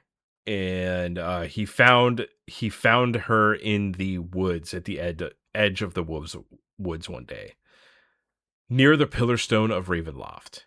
She had no memory of her past, and he adopted her and loved her dearly. And this priest is a second level priest, so he's not doing much. He is lawful good, though, which is a strange curse to be lawful good in these lands. Yeah. So there's like a really evocative thing here that I want to talk about. So in the cemetery, it describes it as like it's a really quiet and peaceful place behind the church. But every single night at midnight, 100 ghosts rise from the graveyard and march up the road to Castle Ravenloft. They have no interest in the living and cannot be hit, damaged, or turned. They will not communicate with the PCs. So they are the spirits of previous adventurers who died trying to destroy Strahd. Every night they attempt to complete their quest. And there's 100 of them. Yeah, that's a really cool detail. It gives you stats, even though it says like you can't interact with them. It's like 0 AC, 0 HD, 0 HP, 0 damage. chaotic neutral. But that's a really evocative line, like Yeah, image to me. it's great because you're just like, oh my god, what is all this? And then I don't know how you might find out that they're adventures, other than you just sort of describe the ghost as looking like adventures, I assume. So Yeah, you also get the chance that if any of the PCs die, you can insert them into the spirits, which yeah, I for would sure. 100% do if any of the PCs died in my game. I would for sure describe their spirit it being is one of the 100. There being 101 spirits afterwards. Okay, so moving on to one of like the most important, I guess, most interesting things in the outside Castle Ravenloft is Madame Eva's tent. So we talked about Madame Eva is the leader of the Vistani. Um, she will actually offer to give you a reading. And if you do the reading, the idea is that the way that it does this is a little interesting. So you're supposed to do the card reading as the DM. You're supposed to do that so you know. And then if the players run into Madame Eva, she will do the card reading herself, and then that is like that is what takes over. So I think you do the card reading in case they don't show up to her tent. But this is a lot different in Curse of Strahd because like basically, if you're running Curse of Strahd, you should just do Madame Eva's tent. You should just force your players to go. Just tell them this is going to be cool. You're going to do it. Because like, she'll do the reading and she reads like cryptic hints on where you can find these things. Which I don't think. I'm just going to scroll up really quick. Yeah, so if you go back to the Fortunes of Ravenloft, there is little box text that you can read out. If Madame Eva does the reading, so she'll say like. You can find the curse. You could find Strahd. You may find him amid the ruins of a place of supplication. Like it gives you an actual hint that the players can write down and go look for that thing. So this is like you should find an excuse to do this because this is really cool. Yeah, you should try basically steer them towards the tent, and it will help them too. So we never made it to the tent when the game that I played. We were too busy just wandering around at night getting killed by everything. Yeah, I'm fairly certain that Curse of Strahd there's an intro adventure you can do that's level 1 through 3, but I'm pretty sure it like pushes you into the tent. And if I was running it, I would just like stop and tell if they were avoiding the tent, I would stop and tell my players, you're going to this tent. Like the mist, you can even make the mist throw them in the tent. Like you should really do it because it's cool. Doing a reading in front of your players, like as Madame Eva would be so fun. I would love that. Oh, right. And then the carriages come and take you to Ravenloft.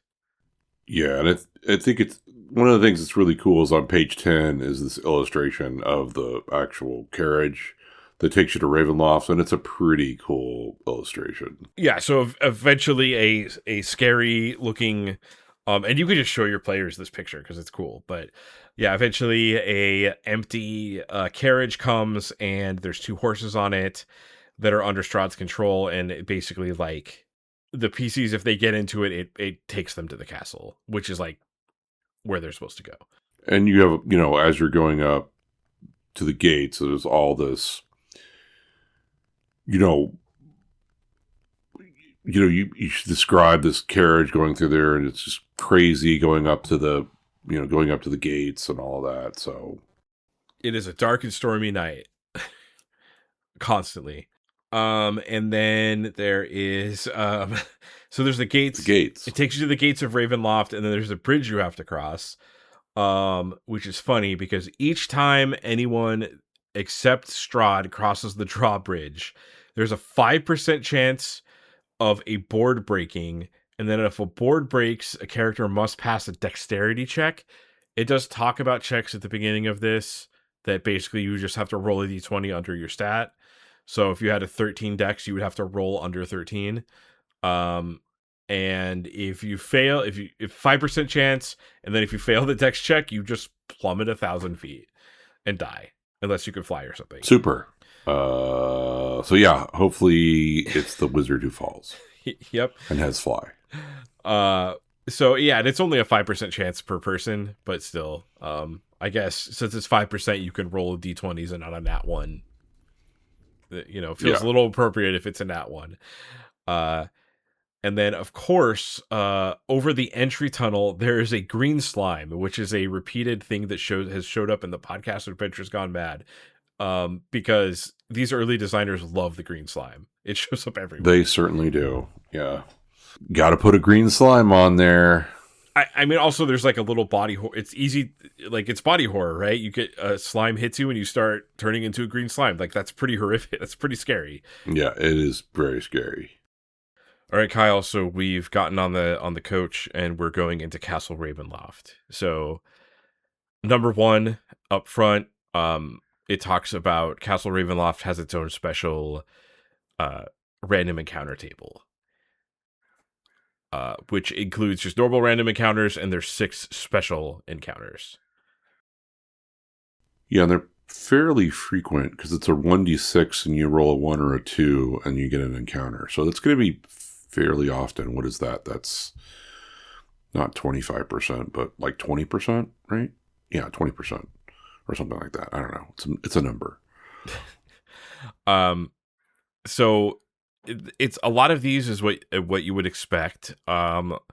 So we have the bats again that we were talking about, the bats that try to mess with your spell casting. We have zombies, giant spiders, but my favorite one is 6. You get 1d4 angry villagers. Like they somehow got into the castle. Yeah, so you get it's a random encounter of angry villagers that are neutral good. They're brandishing torches and pitchforks, and it says, in a ridiculous display of force. And they don't really attack the PCs, but they walk around shouting for justice and making noise, and they follow you, and they're just really annoying. Yeah, and they make the random encounters happen a lot more. Yeah, they basically double your chance for a random encounter because they're with you and they're being loud. I also want to point out 10, which is, because of my experiences, is 2d8 whites. So you could be fighting 16 whites, which are 4 die plus 3 hit die creatures. And then of course, if you get hit, energy drain. So fun. Yeah, I do think at this point in D&D, like, you're supposed, unless you have a cleric or something that can deal with that, I think you're supposed to run from that type of encounter. Yeah, we should have been running. Oh, it's a vampire or run? If it has hit points, you can kill it. Right. Nope. We should just run. And then obviously 11 to 12, you get the special encounters. Yes. One thing I wanted to note really quick about the actual encounters, the Strahd zombies, you can get 1d10 Strahd zombies, and they're kind of special because they turn as mummies, so they're way harder to turn, which kind of fits the kind of theme of this, that like evil is super pervasive, so even the zombies are like harder to deal with. And those are 4 hit die creatures too. So I mean, if you're thinking these are 5 to 7 levels, if you roll really high on Strahd zombies, that's a lot of stuff to deal with. It also does note if you hit them with 5 or more points of damage, it dismembers their limbs, and their limbs still attack. Yeah. So it's kind of like splitting a slime in a way. Like you're cutting off the zombie's arms, and it's still the arm is trying to attack you. But sorry, I just wanted to bring that up. So this, feel free to move on to the special encounters. Oh yeah, so the special encounters, you get 1 to 4 vampires, which are 8 plus 3 hit die creatures, and they, remember 2 energy levels drained with that one. So if you get 4 vampires, you probably should run. The Groaning Spirit's great. Yeah, it's like a banshee, right? It's some sort of it can keen and kill. Yeah, it keens, and then it's save versus death, ray or die. Fun. And this is the one that I think I have to talk about the most, which is like 1 to 2 rust monsters. Like, what? Why are rust monsters running around in your castle? Right, because like rust monsters. So it's kind of funny because I'm not going to say it's like thematically appropriate, but we'll get into this a little more. But all of the descriptions of Castle Ravenloft, just everything is dusty and dilapidated. Like it's everything is in disrepair. Right. So maybe the idea is that there's like some sort of ecology here, and like everything is in disrepair and rusted, so it's attracting rust monsters that eat rust. Yeah, maybe. I guess that could work. I also think that it's just mess with the party members because rust monsters mess with all your equipment. Yeah, I mean, I can't think of. I mean, it is a whole like it is a what better way to terrify a bunch of D&D players is to present them with rust monsters. Yeah. Oh, you're a magic item? Doesn't work anymore. It's rusty and dusty now. It's gone. Again, also 1 to 6 specters. So specters are great because they do 2 levels of life level drain. So energy drain of 2. Yeah, I think the design of this is like, I don't think the design of this module wants you to go around each room, and it wants you to eventually be like, it is risky to be here, and we need to like find this thing so that we can kill Strahd and not walk around and get all of our levels drained. Yeah, we can't hang out here. It's bad. And then there's also a helpful spirit that will answer 1 question from the PCs. Which it says 25 words or less, but whatever. It's just going to answer a question, which is like extremely useful, right? Because it'd be like, well, we know the sun sword is in the fireplace. Where's the fireplace? Right. Yeah, or whatever. And then, of course, Strahd. If you roll a 6 on a 1d6, you get Strahd, and that's going to be super fun. And you get to play him as a genius. And Strahd is going to be showing up anyways. Just more often if you roll a 6. And he also drains levels. But there's like multiple... That's not even like the worst thing he could do. There's like... Fireball the whole party and leave. Yeah, fireball the whole party, charm someone, and just take all their stuff. I mean, like... Yeah. Like, I got access to the wizard. Okay, I'm charming them, and like, give me all of your material components in your spellbook. Oops, I just threw it out the window. Like you could just be so obnoxious. Polymorph the fighter into a fly. Run away. Like, okay. Great. Well, that's a permanent polymorph, so, Yeah, so that's also the thing. I just wanted to bring this up about reading through. First of all, there's a couple things with Castle Ravenloft. There's a ton of verticality, and actually in some of the interviews that I was talking about earlier, I think this is one of the reasons this module is so well remembered, is because it gives you this, when you first, like, people that played this, like, this was way different than everything because it was so vertical that it probably really did give you this sense of being lost in this, like, in this fantasy, like, horror castle, right? Because you're going up and down stairs. Like, most dungeons were flat and like super long and wide, and this was like, this is not. The map is small and like goes up and down. Yeah, you're like really in a castle where you have to go up and down throughout the castle. Yeah, and it feels like it's a place where people would actually, where people would actually live. So as we're going through this, it is interesting that so when you just read through this, I'm not going to call it boring, but there's like certain rooms where it's just like, yeah, this is this is the guest room where there's a bed. It doesn't have like the expectation of like, oh, there has to be something that is interesting in this specific room, because the interesting thing about this is like the entire, how everything comes together, and the random encounters push you through this dungeon, and you're lost, like going up and down and trying to figure out where stuff is at. Yeah, the random encounters are really the thing. That's why we spent some time on them, because that's what's going to keep you motivated to get through this house, not what's in each room. Obviously, there's stuff in there is stuff in some of the rooms that are really interesting, but a lot of it is just, so looking on page 13, there's a servant's court. That's it. There's nothing really to say about that. There's just a servant's court. The next one is a carriage house. So the carriage is there. But the more time that you're going through all of these things to find these places, the more times you have random encounters.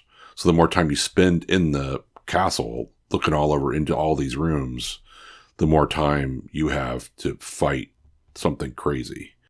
Right. And Strahd is going to show up at some point, and he is going to be hard to deal with, and he's going to just mess with you. And he might wait until like, the groaning spirit just came out and did one of its like death calls. Cool. That's a great time for Strahd to show up and try to charm someone. Like, yep. Or like the one of the encounters, the 10d10 bats that make it so it's hard to cast spells and do ranged attacks and stuff. Perfect time for Strahd to show up and start messing with you, right? Right. So you have this like sense of dread the entire time you're going through this, because that's coming. Right. And it could come at any point. So I think that design is actually like, you know, as much as I said like the castle is the main character, like there's that, but the Strahd really does like push you through this. Like it's great that you're interacting with him with him constantly. Like when you get through this module, it probably feels great when you finally kill Strahd. Yeah, for sure. So the way that we're going to talk about this is going to be like a little different than I think other actual dungeons that we've talked about, because like we were saying, there's a lot of rooms that are just like a normal castle room, and we're basically just going to only bring up stuff that's that we want to talk about, that we think is interesting. Like, for example, the servants' court, like there's not really anything there, so we don't need to, you know, it leads you into another room. Yeah. But like while you're doing this, you need to think about like there's random encounters and Strahd is showing up and all of that. Well, not, yeah, and like suddenly there's 6 specters. You're like, oh god. And then you're fighting those, and then it's like, should Strahd show up now? Yeah. Yeah, the servants' quarter, there's nothing in there, but it is a lot different when you go in the servants' quarter. You open the door, and there's a banshee woman that screams at you, and half your party dies because they failed their save versus death. And then when that happens, you're just like, okay, we just jump off the thing and just all die. We go to the top of the castle and jump off and die. And then we're ghosts. It is interesting when you're going through this and you're like, I wrote that like a lot of these rooms are like surprisingly underwhelming because, you know, I looked at the castle map and I was like, oh, this is going to be like obviously in my brain, Castlevania is what I'm thinking of. You know, every one of these rooms is going to have like a crazy puzzle and a bunch of like horror monsters in it. And it's like, not really. This is like designed to be a place that a person once lived. It was taken over by this monster. I do want to talk about the entry on page 13. For sure. So this one, so as you enter, if anyone other than Strahd enters this room, the dragons come alive, which are these ornate, I think they're like gargoyles. Yeah, there's 4 statues of dragons that glare at you as you're coming in, and there's torchlight in their eyes. Well, it says torchlight flickers in their eyes, so I suppose their eyes are probably gems it's from your torchlight that they're flickering. But if anyone other than Strahd comes through here, they come alive, drop to the floor, and attack. Well, don't they only come... Wait. Okay, yeah. Are these small dragons allow adventurers into the castle, but not out of it? Yes. So the east door... You know what? I'm going to take out... Let's do this. Yeah, I should probably do that, too. The physical module that I bought in Bookman's in Arizona for like $4 a really long time ago. I have mine downstairs. I guess I'm not going to grab it, but yeah. It's fine. So yeah, actually it'll help me visualize this. So the entrance is... I should put these maps in like a frame or something. This is just so fun to look at. I could just look at this map forever.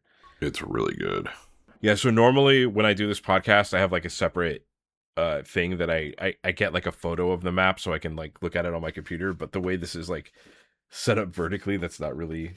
It's hard to do. I'm looking at it on my computer and it's hard to see. Yeah. The map is God, it's so gorgeous. K7. Oh, I also will say the Curse of Strahd map. Oh yeah, there it is. Is also super good. And I think the castle might be slightly bigger in Curse of Strahd, because Curse of Strahd really is like I6 Ravenloft with extra content, essentially. Yeah, K7, it's on... it's on the main floor. There it is. 40. If you look at where it's the 40 is the layer, or... No, wait, I'm sorry. It's on the 50. Yeah, so for the actual map, it's labeled as map 3, the main floor. And it is cool that on the side of the map, it kind of tells you the height of the castle. But yeah, so the east... Yeah, so the east is like through the west doors, the dragons will not attack. Okay, yeah, so east and west. East would be this way, west is that way. Yeah, K8 is the great entry, so that's the entrance. That's the great, but if you go through that, I mean, the entrance is there, and basically if you go through those doors, they don't do anything, but if you go back out the doors, they attack.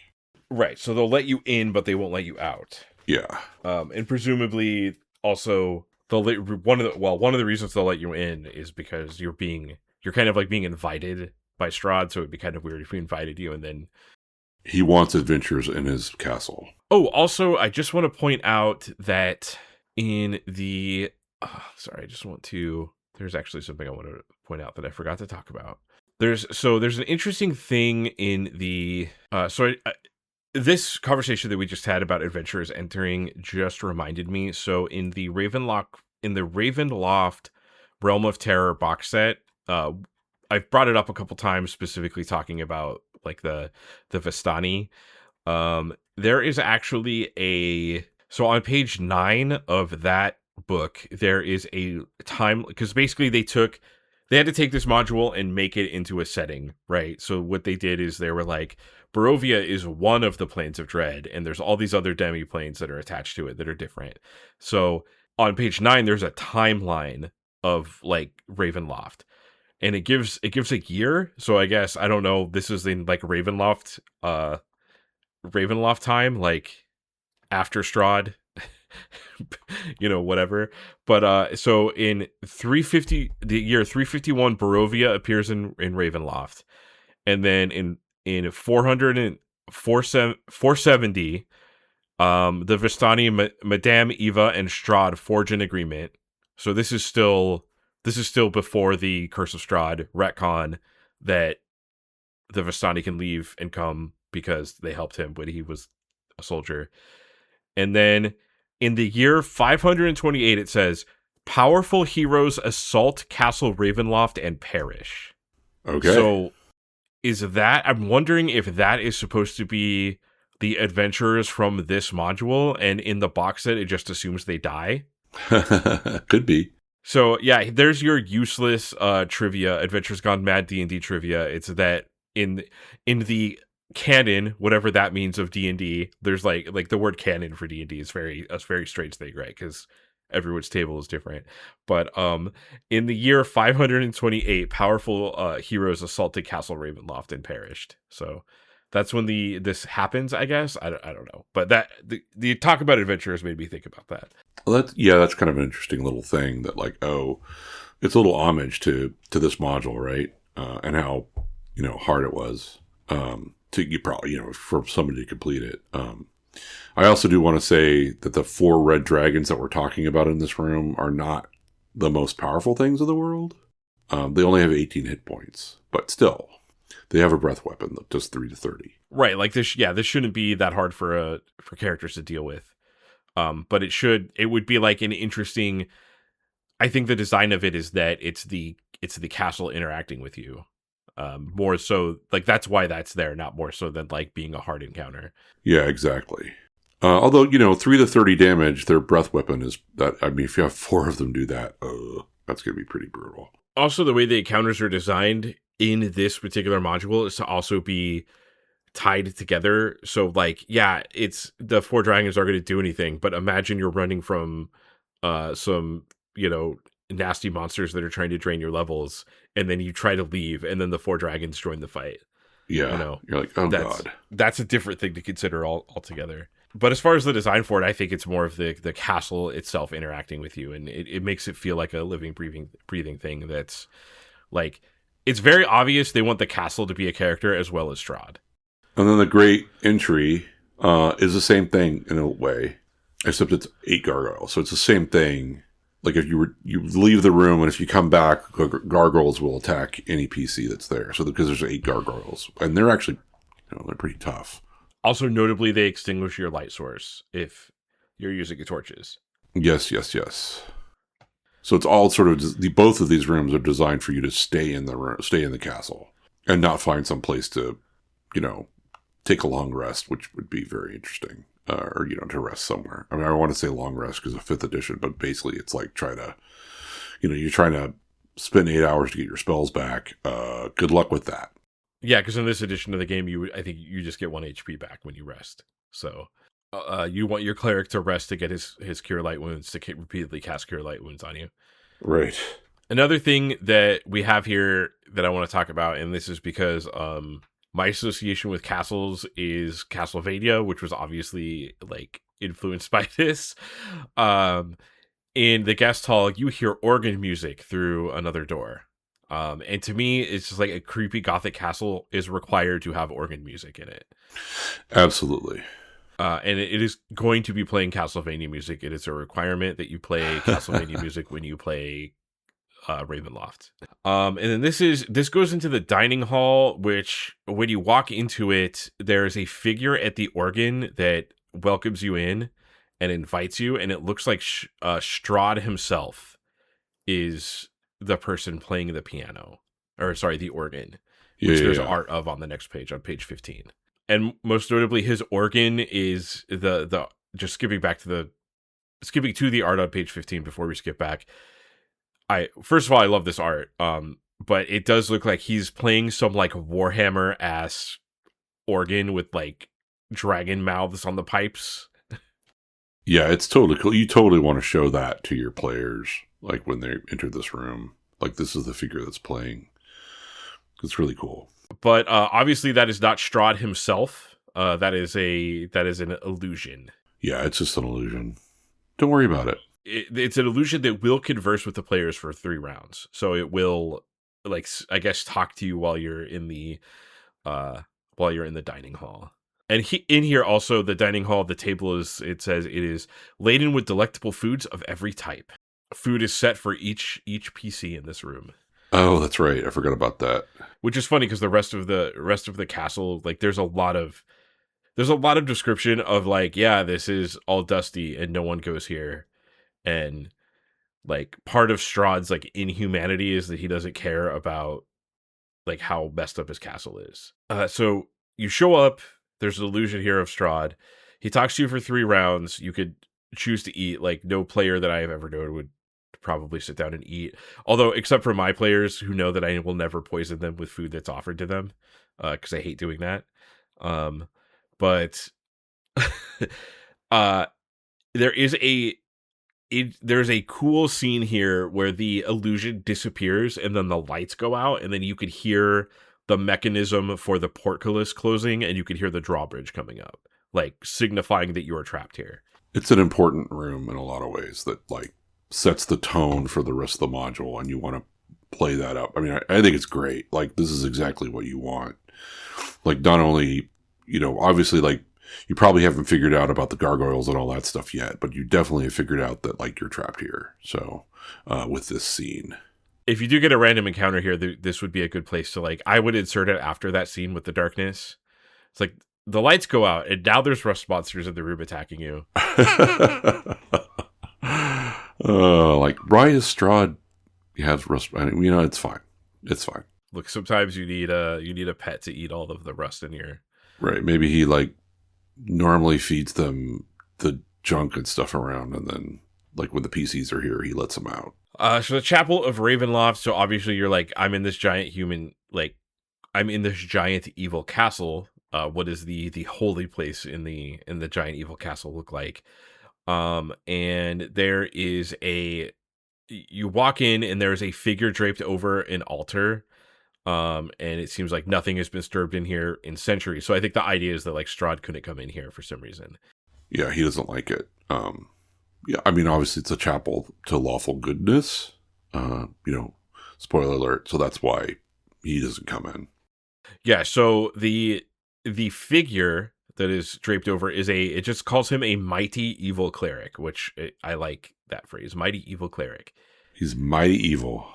So there's a small statue that's the icon of Ravenloft, which is a holy artifact of lawful good power. It adds a +4 bonus to turning undead and heals 3d6 + 3 once per day if used by a cleric of the good alignment. So not even lawful good, just any good.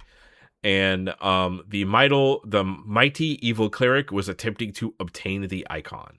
And notably, the text will also say if there is a chance for one of your items one of your fortunes to be in this room, it will say check your fortunes for a possible encounter in this room or other treasure in this room. It's an important room. I mean, you could luck out and there could be a lot of really great stuff in here, not just the icon of Ravenloft. Yeah, it's kind of interesting that the castle is this like character on its own that's trying to kill you, but like occasionally, and I got this. I'm pulling this from like 4th edition D&D. I know Chris Perkins used this phrase a lot, but like he defines things like this as like points of light in the darkness. Uh-huh. That's a thing that's really common in D&D, and there's like that's what this is. It's a point of light in the dark, horrible castle that you're in. And you kind of need that to balance out the dismalness of the adventure. Otherwise, it would just be putting my players through misery. But if you have these like little like safe rooms and points of light and stuff, it makes it better, a better experience for the players. Also, if you're a kind DM, since this is like a lawful good chapel, you could make it so the random encounters don't come in here. So this is a place that they could rest, so that they could regain their spell slots and stuff like that. If you were kind, that would be sort of it would thematically make sense, right? But I don't think that that's the intention. So there could be 8 specters in here or 6 specters in here. Yeah, I would say the way that this is written is more of like getting the players through it, and this is not a very like I was saying before, this was designed as like they called it a night venture, so it was supposed to be a 1 or 2 session, or like a thing that you would do with your friends, like, oh hey, we all have a Saturday night where we're free, let's play an 8-hour game of Castle Ravenloft, right? I think so I think that's it. Yeah, I would go to page 16. The only thing I want to talk about on here, I just have a note about the verticality of this, how it talks about like there's a lot of staircases and like going up and down, and how high you are. There's a high in K18A, it's the high tower shaft, and it describes falling down the shaft is 20d6 damage. So like you are really high. Yeah, I mean, it's like you're sort of there's a high, so the names of the rooms are like High Tower Staircase, High Tower Shaft, Grand Landing, Tower Hall of Honor, which we might want to talk about, Tower Hall Stair, South Tower Stair, Archer's Post, Servants, so like all of these things, there's not really a lot of encounters in any, or there's none except for one. So, but you get the idea that this is a big tower. This is the tower part of the castle.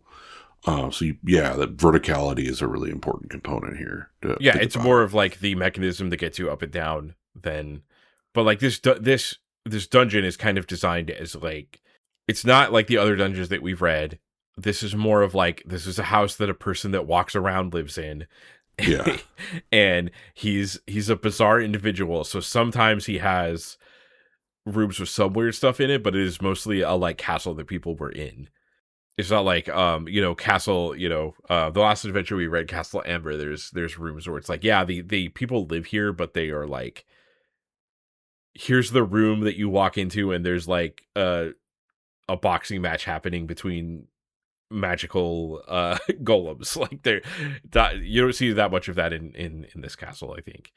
Yeah, like I mean, in Castle Amber, most of the rooms had something in it, whereas in this, a lot of the rooms just don't have anything in there. But there is description, and the idea is that like you're tramping around here, and by now there's like your DMs are only for wandering monsters, and the more time you take, the more of those encounters are going to happen, and so you're searching around this castle trying to figure out like what's going on here, because you've had these indications of like where you're supposed to go to get things, and you don't know where any of this is at, so you're just sort of trudging around trying to find it.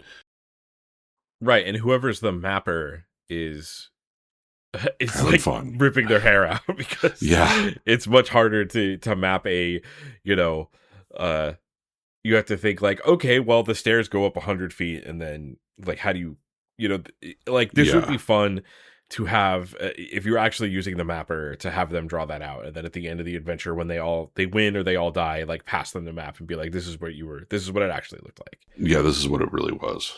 Because there's like, I feel like there's no way that whoever's mapping this out gets it right, because it's going to be confusing, which is part of like what they're going for, right? Like, right.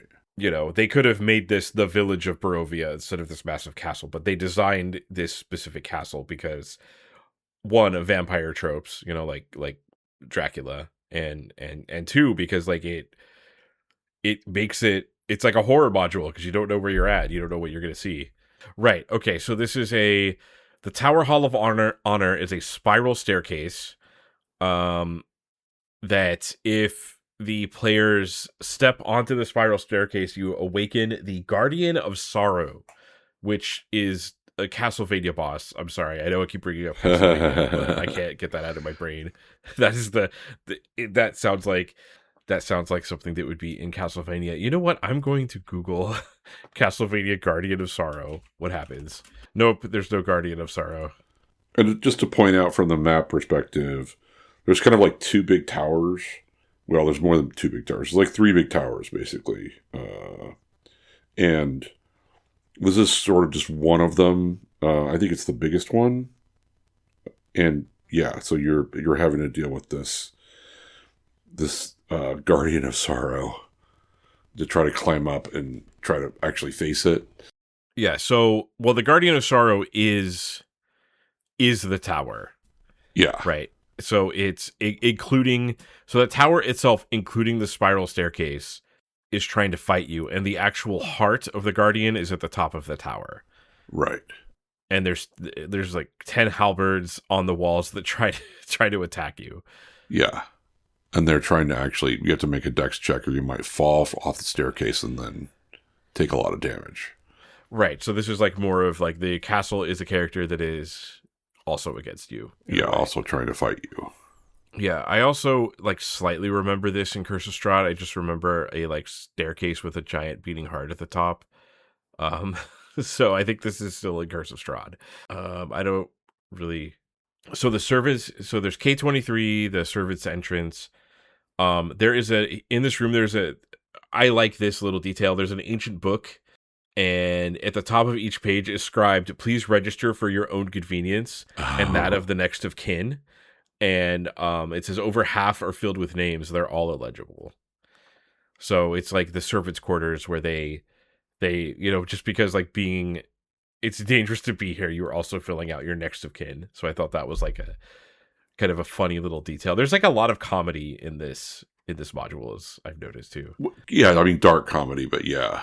Like you have the points of light going on, but you also have like occasionally you'll run into something that's like darkly funny.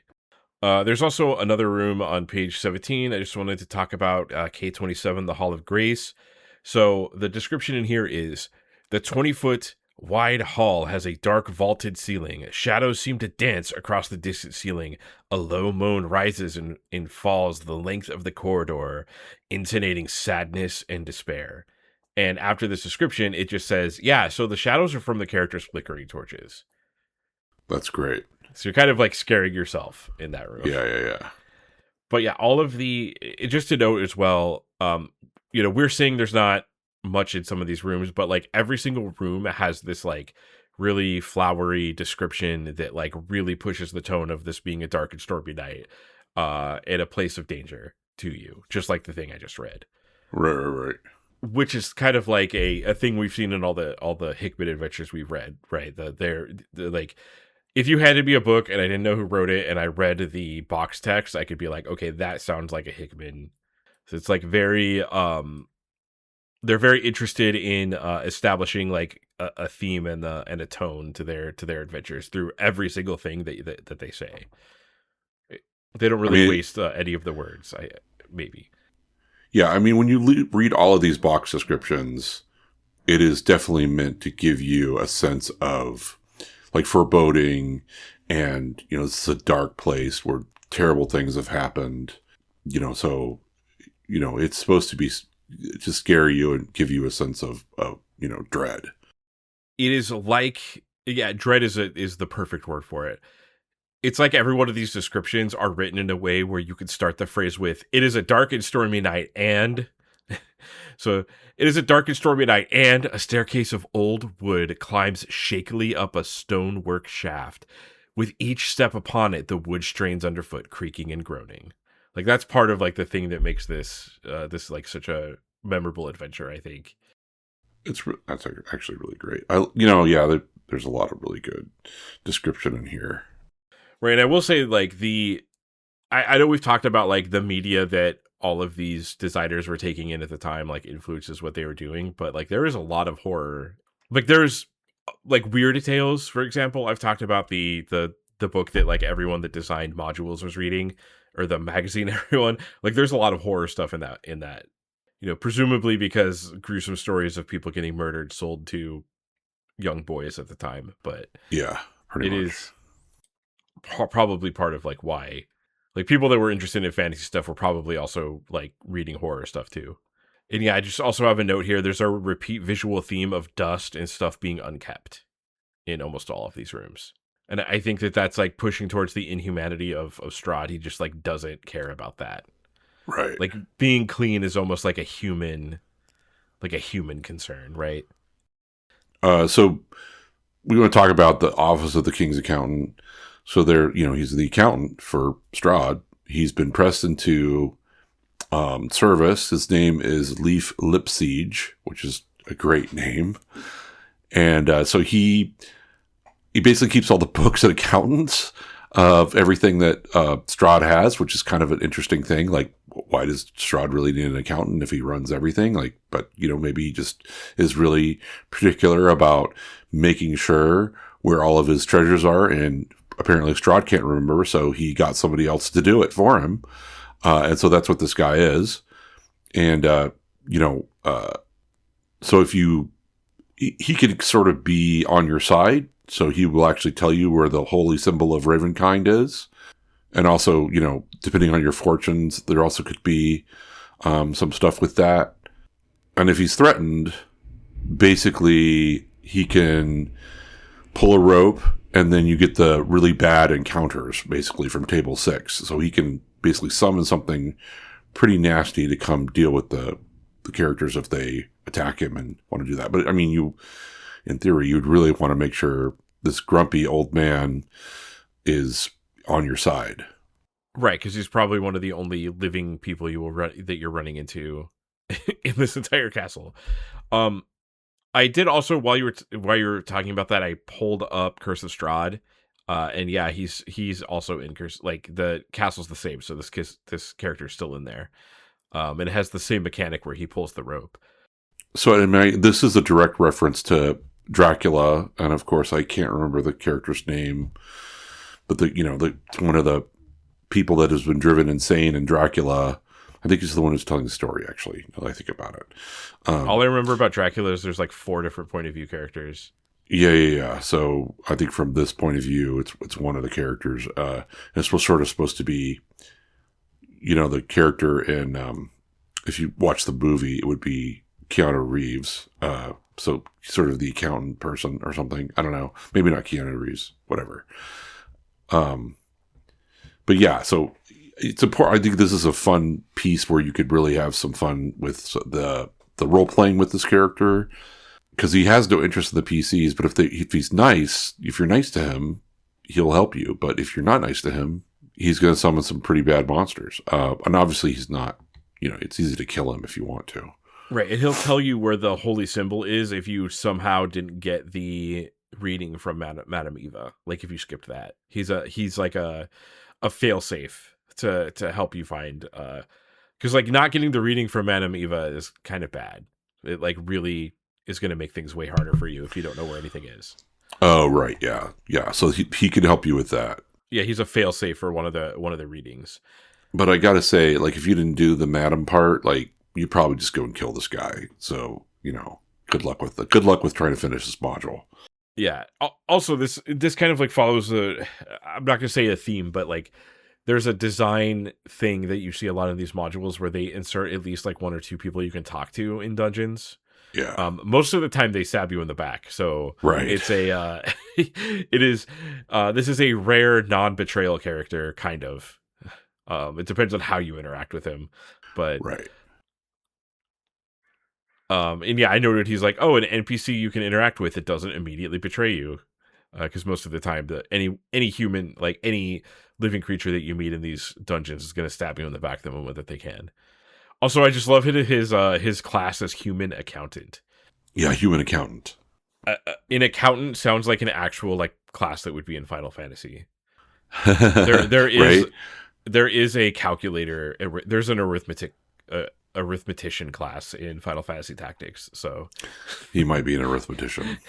Yeah. Yeah. So I think that's all I wanted to say about him. Aren't we? One of these rooms tells the story of Arena on page 18, and I'm trying to remember which one it is. Oh no, there's Helga. Yeah, Helga's in that one room. So you want to talk about her. Yeah, for sure. So on page 18 in the maids hall, you run into a so back to like, I know I keep talking about dusting, but like that's a repeated thing that happens. So for the maids hall, here's the description. Stained yellowed lace hangs neatly from 8 canopied beds. The single lithe figure of a woman moves about the room dusting the furniture.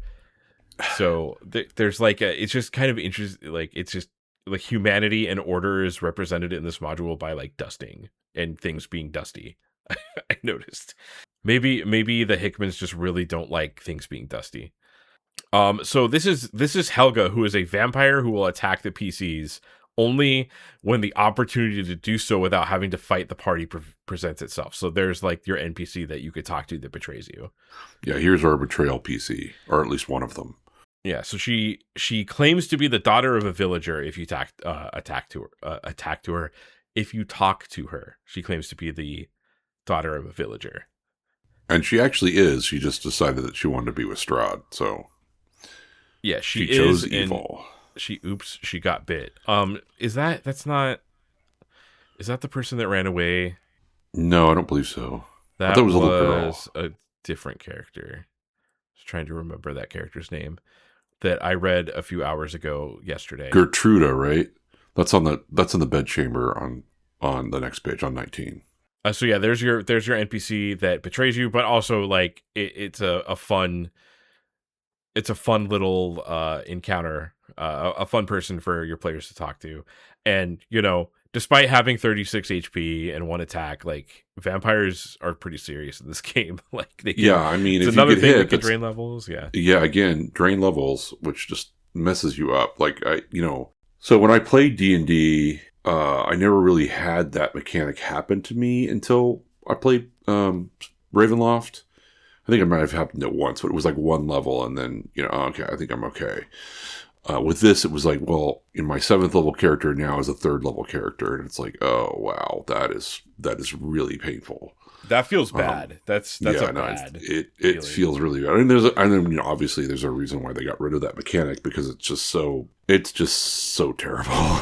Yeah, like if I were to make a negative about this, I think that all the level draining is probably like more obnoxious than it is scary. And yeah. I would probably remove the level draining if I ran this. Yeah, I mean, it killed our whole campaign, like the one we were running, and it was like, let's just not run this anymore, because I don't think we'll never get through this. And given we should have had more player characters, and we should have probably had higher levels. And granted, you're probably supposed to run from a lot of those fights if you think they're going to drain your levels. You're not supposed to fight them. Right. There was no hint from the DM. He didn't give us any clue about that at all. But I think also he was running it for the first time. Yeah, so he didn't know. So, it's fine. I do like the fact that it does describe Helga as she is, in fact, the daughter of one of the townspeople, but she chose a life of evil with Strahd. Yeah. It's like, you know what, Barovia sucks. Like being a vampire is not that bad. Forget it. I'm going to be a vampire. It's fine. Screw this. I might as well be the ruling class if I'm going to be in this terrible place. So on page 18, we also have the dining hall of the Count, and the first thing it says is "Dust fills your lungs." Again, more of a dust theme. The musty smell of death and decay swirls around you. How fun! So again, a lot of everything just sort of sucks. But what's kind of cool in this scene, or in this room, there was a cake. It was cast on the floor. There's a cake, and the toy figure of the groom was thrown onto the floor. So there's like this kind of hint there about sort of what happened with Strahd and all of his like past and stuff like that. So just one of the things is sort of like note if you wanted to, like, oh, when you go back and say, hey, remember when they threw that groom from the cake? That was because of what happened with whatever. Right. I didn't even like put that together. That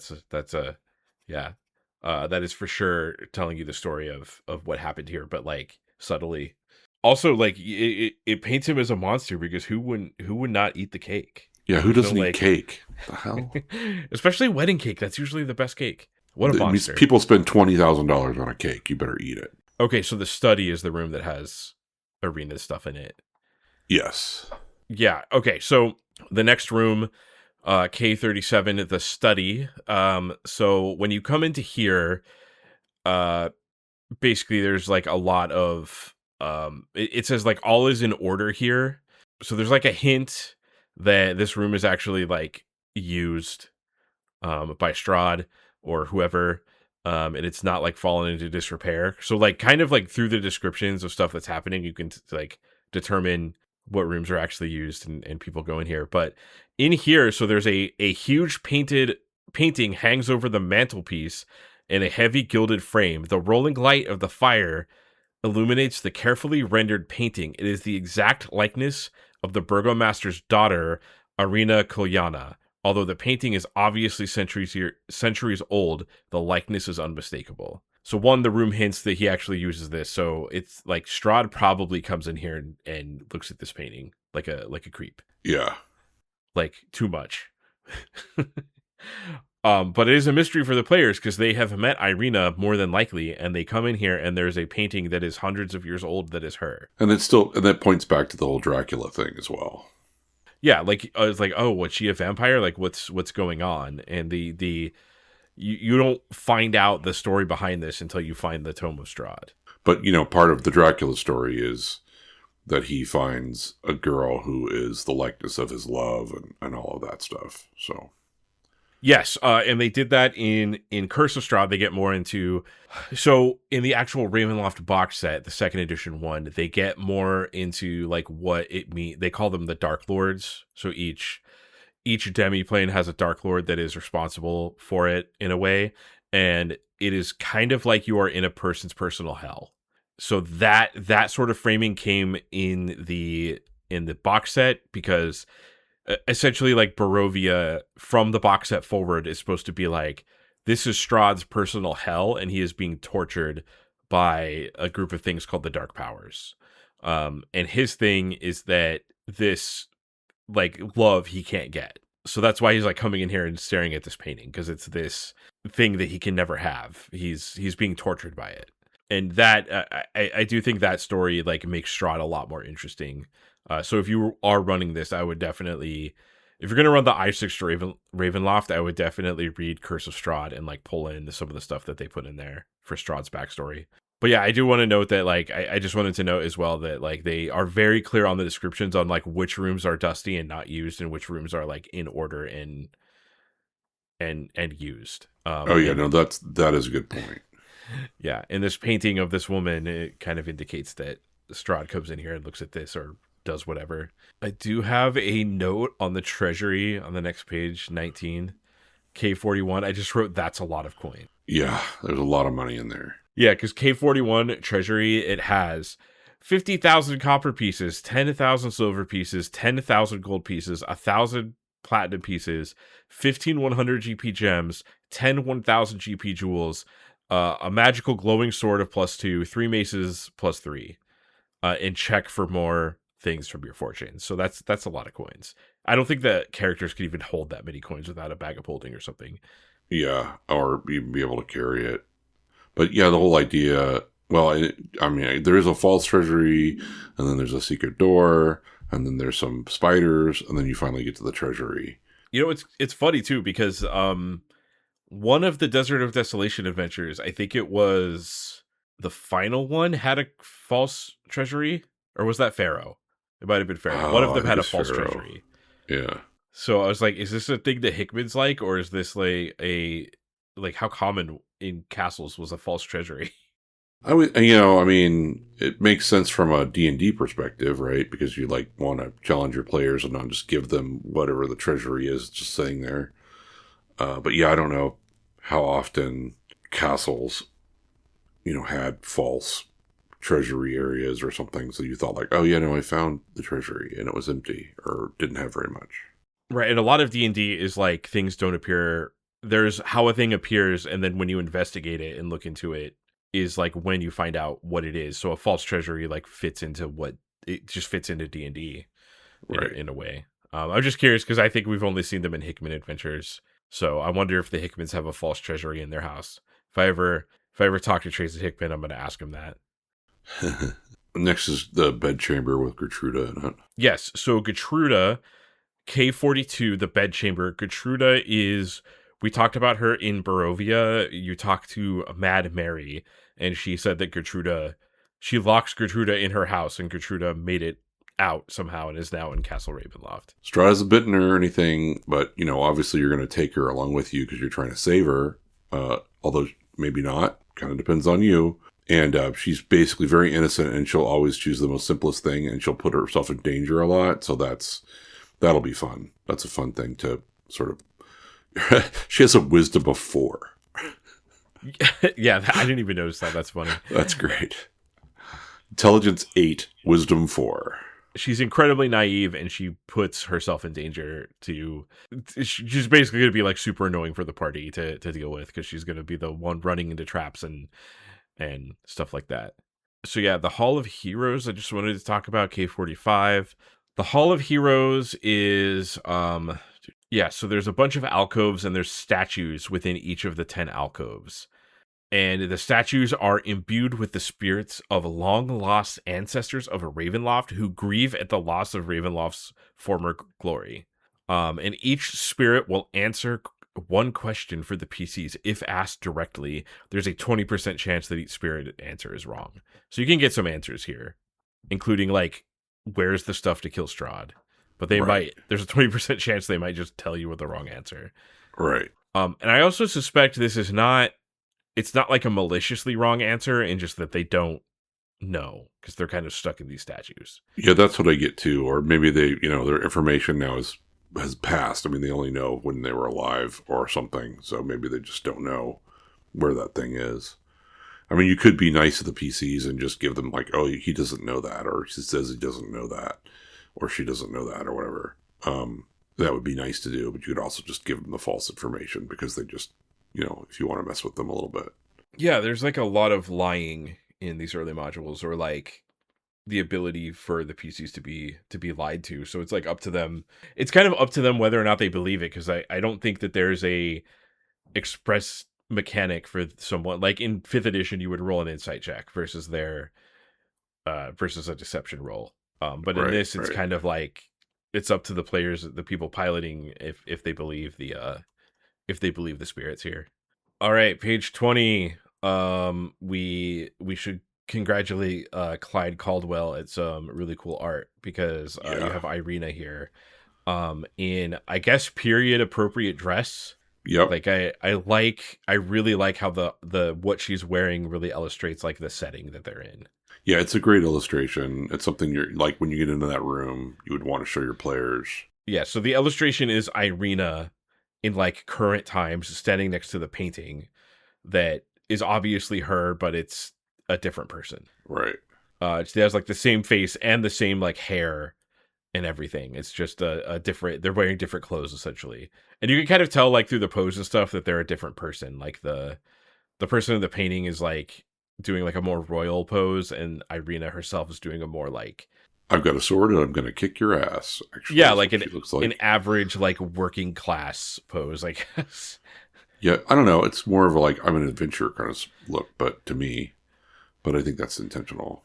And then so we could moving on to the spires of Ravenloft on page 21. I do want to talk about the landing's great. Yeah, so the landing, there's like a painting here, right? Pausing for a single. Yeah, so there's that old trope of eyes looking through a painting and looking at the players, and there's only a 10% chance that they could see that there's actually like someone is spying on them with the eyes through the painting. And then the portrait itself is actually alive. So like it's the same thing as in the entryways, where like if you try to leave the landing, it will attack you. Right. And that's right. So this portrait, it doesn't really, like, it could do a d6 of damage. It doesn't really have that much HP, but it can like levitate you in front of it and do like a hypnotic pattern. So I think the design is supposed to be like you're dealing with something else, and then the portrait like levitates you in front of it, and it's like, oh cool, I can't. It's like hard to attack something with a sword now because I'm levitating and there's a zombie trying to eat me. And also one thing it does say the spells with components for the spells are built into the frame, and when it said that, like, I envisioned like little hands coming out and like picking out the frame and like casting a spell, which is not what it meant, but Yeah. I do like that it had to include that. It's like if there's a person being like, well, it can't do hypnotic pattern because it doesn't have hands, you know, which is not Oh not no, what it's built Hickman into the Adventures. frame. Duh. Yeah, not like I don't think Hickman Adventures were like interested in that type of simulationism. So I feel like putting that in there is just like, you know what? I know someone's gonna be a smartass about this. Yeah, that's exactly what that's for. I know there's like witches, but I don't. Oh, I I wanted to talk about the familiar room. I think that's the only thing I had notes on.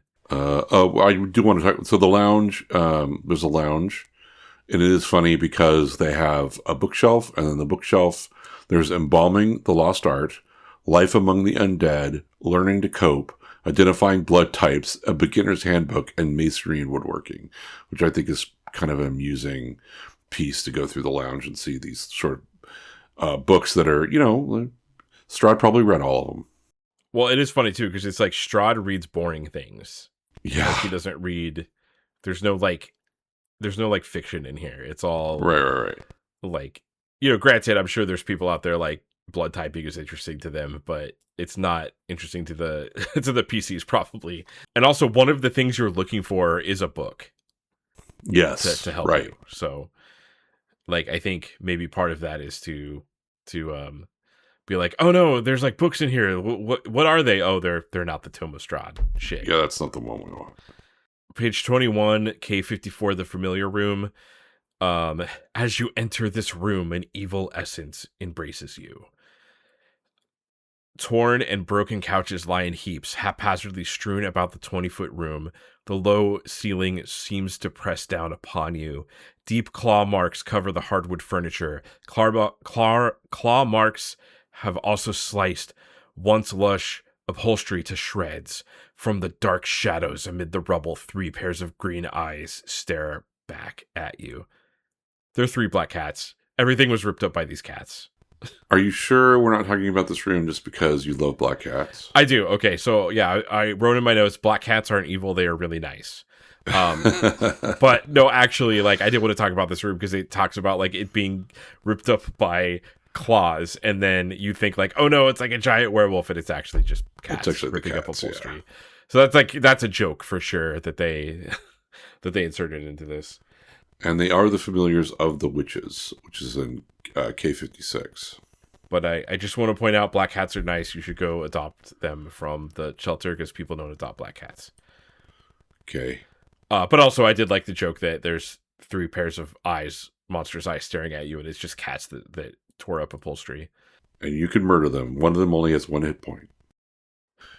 In the next page. Well, the next page is the element room, which I don't think it's all that. There's just basically like, well, the element room, I guess, is important because the witches use all the things in here for their witching stuff, like Eye of Newt and Hair of Bat and Snail Hearts and Mare Sweat. Mare Sweat? Yeah. Mare Sweat. Do horses even sweat? Yes. Of course horses sweat. How do you get close to get the sweat without them killing you? Well, there's a saying of, what is it? You run a horse and was put up wet. You put up a horse wet, and that means that like when you ride a horse and it gets sweaty, you're supposed to, dry the horse before you leave. Like you've gone somewhere and you need to dry the horse with sweat, because if you don't, the horse could get really cold, right? And then it might get a disease or die or whatever. So horses sweat. That is a thing. So I just looked up a veterinarian like blog, and the title is Equine Perspiration: Understanding and Managing Horse Sweat. And apparently horses' sweat is like a lather. So it's not like human sweat where it's like watery. It's like it looks like a soap or like a foamy lather. Yeah. I did not know that, so I learned about horse sweat today. That is a thing. All right, the witches. All right. K56, the Cauldron Room. There's 7 human witches in here. The black cats that we just ran into were their familiars. The witches attack immediately. And each witch can cast 2 spells. So there's 7 different witches, and they can each cast 2 spells. The mechanic for this in 5th edition is usually like there will be like, here's a pool of spells, and whenever the hag or witch uses a spell, it comes from this pool. This, it just has like the 7. You have the like Burning Hands witch and the Magic Missile witch, like they do different spells. Yeah, hold portal. I'm not sure what we're going to do with that one. Protection from good, push, read magic. Okay, shield, shocking grasp. Oh my god, it's like being the Heart Kid in Captain Planet. You're like the witch with hold portal, and your friends can do like Burning Hands and shield and Magic Missile, and you get the hold portal spell. You're like, I hope someone tries to use a door around me. Yeah, okay, I'll keep it open. That is funny. Yeah, I'd be super bad if that was one of my 2 spells, actually. Right. I mean, dark is not too bad, but hold portal, whatever. And then I also like that the spell book is evil. If you touch it, if anything other than an evil alignment touches it, it does 3d10 points of damage. But if you're evil and you can read it, you get all of those spells that they have. So that's 14 different spells that they know, and you get fear, curse, and cloud kill. Yeah, and the book itself is worth 42,000 gold. Yeah, that's a lot of gold. Yeah. It also notes that the spellbook cannot be found until after all the witches are dead, so it doesn't want you to like run into the room, grab the spellbook, and run away or something. Right. And this is also like an addition of the game where having evil characters in, like, it was just a decision you made about your character. It wasn't like pretty much now whenever you run like a D&D game, people usually say like no evil, and I know in like organized play for 5th edition, it was like you can only be lawful evil, because that was the like lawful evil is just like you're a selfish prick, but you'll work with people if it benefits you. Right. So just having like evil alignments in your party was more of a common thing you see in these modules. I mean, we never did that, because invariably what would happen is if someone chose an evil alignment, we would either find out and want to kill them, or they would start doing stupid shit because they chose that evil alignment to mess with you or mess with the party and like go against the party wishes, and you just don't want that person in your group anymore, really. So most of the time we all chose neutral good. I think everyone chose neutral good for the most part. Well, I do also think of like, when I think of evil characters in a party, I think of like Raceland from Dragonlance, where he's evil, he's a prick. Like I'm pretty sure he was evil in the modules. And I will say, I had a friend who told me about that he always creates a evil character so that he can steal from the party, and I was like, so you pretty much, and he's like, yeah, and then I end up having to leave that party and I never play with them again. Like, yeah, that checks out. That person's obnoxious. Yeah, whoever that is obnoxious, and I hate them.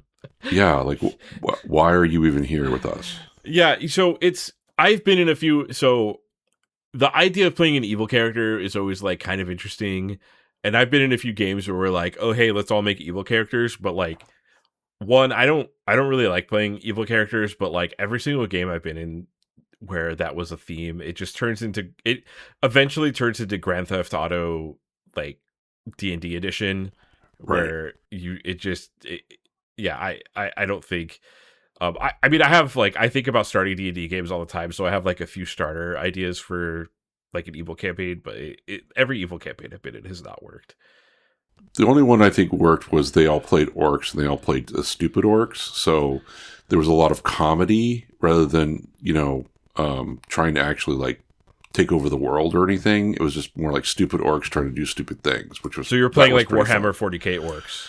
Yeah, exactly. So you're just sort of like playing idiot orcs who just do dumb things and, make the worst decisions imaginable. And it's like, well, that's fun. Yeah, that's fun. You're being more selfish and just whatever. But yeah, just I don't know. I don't really would particularly enjoy doing that. But I think this version of the game expected players to like make evil characters, because you could play in in Dungeon Crawl Classics, which is based off this version of the game, you could be a chaotic or a lawful character. That's more of what it's more on the based on the chaotic lawful alignment than the good evil alignment. But in that, it depicts evil as chaotic. So whatever. So there's a trap in the Larders of Ill Omens. So we're in the Larders of Ill Omens now on page 22. There's a trap here where anyone that is 40 pounds or more has a 30% chance of triggering, where walls come down and basically, what is it? Steel portcullis close. Yeah, there's so this is like kind of a complex trap. So steel portcullises close around you, and then 2 stone blocks slowly descend from the ceiling. The stone blocks take 1 full round to drop to the floor, closing just behind the steel portcullises. The blocks weigh 40 tons apiece and are an irresistible force. Characters trapped between the stones must make a saving throw versus poison with a -4 penalty or fall asleep. Those who remain awake inside the trap feel the 4, suddenly rush upwards. The stone compartments they are in takes them to K47. So that's going to take you to K47 is the landing. Which is part of the spire. So probably should look at the map for those. Yeah, so basically it takes you back to the landing, and then any trapped or sleeping character present is an excellent opportunity for Strahd to attack, it says. So essentially it just like makes you helpless. It like moves you back to the landing. The next thing I wanted to talk about is on page 23, the Servant Hall. There's another character here you could talk to, named Cyrus Bellevue. He will not attack the players, and he will approach you. He says, poor old Cyrus is obviously crazy. He has served the master for uncounted years and is totally devoted to him. So one thing I did want to point out, in Curse of Strahd, there is a subplot where there's a mongrel folk. And I know we mentioned this before, but we read the first adventure that has mongrel folk in them, the Dwellers of the Forbidden City. And so he's a mongrel folk. And the interesting thing about Curse of Strahd is that if you're running I6 Ravenloft, you could totally just steal their stuff, their character portraits. But I just said this to you in our chat, Kyle. That is what Cyrus looks like in Curse of Strahd. Oh wow, okay. Yeah, so he's like he's holding he's holding a lamp, I think upside down or something, but he has like the foot of a creature with webbed toes, like some sort of lizard creature. It's like a duck, maybe? I don't know. Yeah, so he's constructed of like multiple different animals. In Curse of Strahd, there's a subplot with mongrel folk. There's a whole like island of Dr. Moreau thing happening in another part of Barovia, and they inserted mongrel folk in a couple places. So I just wanted to point out like that, like in Curse of Strahd, like imagine that guy approaching you instead of just a normal human. Right. But he's fairly harmless. He's just he's kind of like a servant, and he kind of tries to just like yell at you for being outside of your room. He's just like, hey, go back to your room. Like, what are you doing? And then he returns to his work preparing dinner in the kitchen. What's really great is that if you go to the kitchen, what he's cooking up are 3 zombies. Yeah. So yeah, actually, I just want to... Cyrus explains that he just isn't the cook he used to be, and his meals tend to get out of hand these days because the zombies are trying to get out of the pot and attack everybody. It's great. Yeah, and that exact wording is it. I just looked up the kitchen in Curse of Strahd for 5th edition. Yeah. It's that exact, like, his meals get out of hand these days. So that's like some more comedy, right? Like that's... Yeah. Like it's morbid and gross, but it's also like kind of funny. It's like I don't think I've ever encountered zombies that way in any D&D. And let me tell you, in my D&D career, I've killed millions of zombies at this point. Right. It feels like, anyways. That's one of the most common things in D&D that you kill. I also like, so in the butler's quarters, if Cyrus is with you, he looks at your equipment and chuckling to himself because he's been picking equipment from dead adventurers for years. So he's interested in adding it to his collection. So like, it'd be great if they didn't just go ahead and murder Cyrus and Cyrus just sort of followed them around doing all of these sort of funny things. So that would be a really fun thing to have happen. Yeah, he's a really interesting character. I do like the portrayal in Curse of Strahd where he's a like mutant man. Just a like weird, crazy mutant man, but you could also just make him like a normal butler, like with the I6 Ravenloft module says. But yeah, I like the idea of him, he's kind of like a vulture just waiting for adventurers to die. Right. So he's just like waiting for you so he can take your stuff when you inevitably die, because we know for a fact there's at least been hundreds of 100 adventurers that have died in this castle. So right. Also, just want to point out there's dusty lanterns in the butler's quarters. So he doesn't go there that often. All right, so I'm just gonna move on to page 24, the Office of Vengeance. I do want to talk about. Okay. This room has a good intro because when you read about this, the first thing it says is a shadow demon lives in this room. Yep. And he leaps out and attacks them. Yeah, so there's a fun little encounter here where there's a shadow demon. If he's illuminated by the torch, his AC changes from 1 to 5, so it makes him significantly easier to hit. And he'll take damage from light spells and so there's like a interesting like shadow and light, just like kind of fun little encounter here. And it's not like you've been running into a lot of like gothic horror stuff, like undead stuff. This is like a lot different than the rest of the castle. Now we're going to get into the dungeon. And the dungeon hall is confusing. Yeah. Yeah, so this is designed to be confusing on purpose. This is going to be a task for your mapper for sure.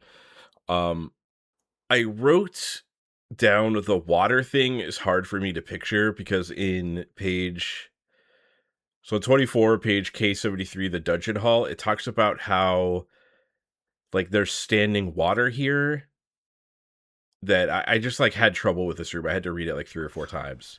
Yeah, I was very confused by this room as well. But it's like it's a teleport trap room, essentially. I mean, that's like the basics of it. But how that trap all works is kind of confusing. Yeah, there's a safe path that your characters can walk through, and it actually has like a diagram of like where the traps are on the actual page. So it's not on the map itself. It's there so you can compare it. And basically the teleport traps will teleport you to like an empty cell. And then basically like Strahd attacks you if you're in the cell by yourself.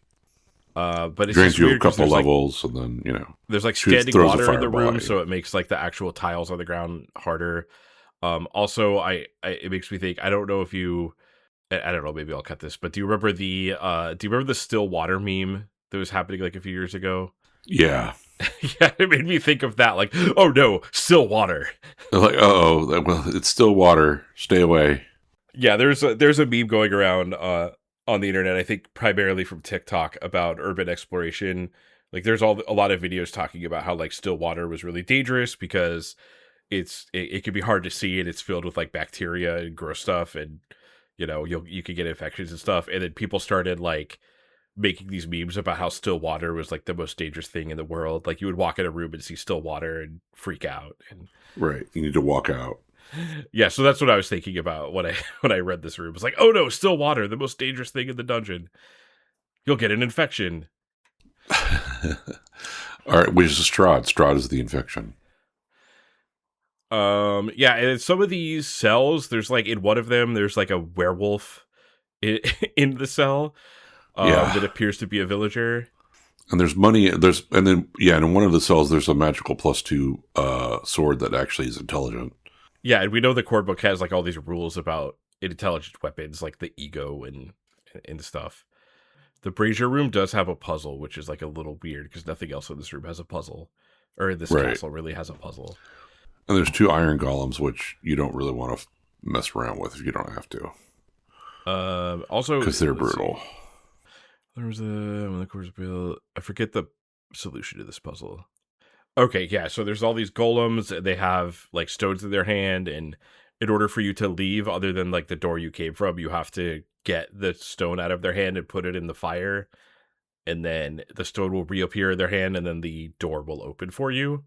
And the way that you get this is there's an hourglass in the room that has it says, "In the palm of my hand is the time left to thee. When it's consumed, will the flame set you free?" So that's like the hint that you have. But it's very weird. I don't know if weird's the right word, but there hasn't been really many puzzles like this in the rest of the dungeon, in the rest of Castle Ravenloft. So it fits that the actual dungeon itself has weird D&D dungeon logic in it. And then once again, like I was saying before, I wrote, I have a note here that says, "Bro, everything is stairs in this dungeon." Everything is stairs. That's my other synopsis. Everything is stairs. There's a lot of stairs. There's a lot. So many stairs. You will get your exercise in Castle Ravenloft. Yeah. There's a lot of talk about stairs in this module. So like we were saying earlier, there's like traps and stuff in here, but like the main star of the show is like Strahd is going to show up and mess with you. And the random encounters like fill out everything here because there's a higher chance of them happening. And the catacombs, I just wanted to talk about that. Page 27, K84. I mean, it does take up 2 pages. It says it takes up 3 pages. I'm sorry. And 3 pages. It starts with capital text. I think this is the first time we've seen capital warning text. "Please read this section with care. Much activity can take place here." There's a lot going on in this room. Yeah, there's a lot going on. There's also catacombs. 3,000 bats. Yeah. So it basically, the catacombs, there's like a bunch of different crypts here that are filled with jokes. There's a lot. This is the most, as far as the like joke per square foot in Castle Ravenloft, this is the most dense place. Yes. There's a lot of jokes based on people's names in this. Like, for instance, crypt number 2, Artista de Slop, the court ceiling painter. So a slop artist. And there's some of these, like, I marked them because I didn't get them, so I was hoping you would. Which ones? Like Crypt 1, Spectre Absentier. She now walks that path of pain and torment, a gift to all those who look upon her still. Spectre Absentier. It's like, it feels like me trying to, like, understand a license plate that I see. Spectre Absentier. I don't know what that one is either. Like Spectre Absenter? I don't know. I'm sure that... A Spectre out of center? I don't know. Expect her out of center. She now walks that path of pain and torment, a gift to all who looked upon her still. Yeah, I don't know. Yeah, like some of these I didn't get. I'm sure we'll get comment. Like, this is the type of thing that... The lady I sold Yunk. This is the type of thing that, like, when I look at it, listen to a podcast and I get it, I'm like screaming at the in my car at the. I'm just gonna Google spec. Artank Swilovich. Obviously, like, Prince Ariel de Plumet, which is I guess is Ariel the Heavy. Well, Artek Swilovich is a Barovian wine distiller brotherhood. So, Artank Swill. So, I tank Swill, or I tank Swilovich is like swill being like bad wine or bad, it's just swill. Anyway, there's a lot of this sort of stuff in here. Yeah, there's a lot of a specter. Yeah, so you're like joke specter. Specter. Oh God. There's also, like, one of them is crypt number 15, Kazan, which is funny. It's Kazan, his word was power. Is that... I like Kazan. Well, first of all, there's a game called Kazan that came out last year, so that's probably not what it's referencing. But I think, is that, like, supposed to be Shazam? Like, his word was power? Well, yeah, but there's also, like, a genie who says Kazam in the 80s, and I forget what it's... There's, like, there's a cartoon that has Kazam. Is it that the 90s movie with Shaq? Yeah, I think so. Maybe? I don't remember. Kazam, yeah, 1996 with Shaq. Yeah, so definitely not that. But there was a Definitely not Kazam. There was like a cartoon in the 80s that used Kazam. So obviously there's a bunch of jokes here, but one of the like kind of darker things, Crypt 18, the opening stone has been carefully laid to one side. Through the swirly mist of the perpetual fog, newly engraved letters can be read, Irina Kolyana, wife. So her body's not in here because she pitched herself off of the building. Right. But the idea is like once Strahd, it says the crypt is empty. This is where Strahd intends to keep Irina after she is converted. So he's like so obsessed with her, he's made her grave. Which, you know, is like you're reading through all these jokes and then you find like that little darkness there. I also like in Crypt 20, his old wife is there and she's a vampire. It's like, great. Oh yeah, he has. Sasha. So it's funny because he compares. So he has two separate wives here, but he compares the story of Bluebeard. Like he talks about the story of Bluebeard in the interviews, and the story of Bluebeard is about a dude that has a bunch of dead wives. Because he's killing them. So this is like he is really a Bluebeard character. He's doing a Bluebeard thing here. But yeah, like Sir Eric Vonderbucks. Like, yeah, I there's just so many like jokes here about all of the characters' names. The Patrina is also an interesting one. It was an elf maiden, and there was like a whole match of Strahd's powers, and basically, oh yeah, she was once a. You know, it's kind of funny. They, like Vistani elf maiden. I don't know if there's that. I guess you could be a Vistani elf. Well, I think if I remember right, in the D&D lore, it has to be an elf. Oh right, a banshee has to be a dead elf. Maiden, an elf. Yeah, in order to be a banshee. And basically, like, it's kind of cool. Like, so she was like a friend of Strahd's and was rivaling his power. And then the townsfolk were like, no, it stoned her to death. And then Strahd's like, I demand the body. And then she became a banshee. Oh, yeah. So like, she felt a great bond with Strahd and desired to become one of his wives. So it's another dead wife. So he really is doing the Bluebeard thing in here. Yeah. Also, like, that's a big change. Like, the Vistani in this are all evil and, like, work with Strahd. But the Vistani in Curse of Strahd are, like, their own people that just, because of their ancestors, could, like, go back and forth. So that's, like, a big difference between the old one and the new one. Oh, actually, I wanted to see if this... Let me check if this is a... I wanted to check page 29 in the actual print version to see if there was a messed up version of the PDF. No, yeah, so I'm looking at the print version right now for 29 for Crypt 31 because it's just $$, we only knew him by his wealth. Yeah. So there's like a noble person here that no one knows who his name is, so they just put $sign on his crypt. Right, and then there's just a bulging chest in there that's actually a trapper with 62 hit points. So fun.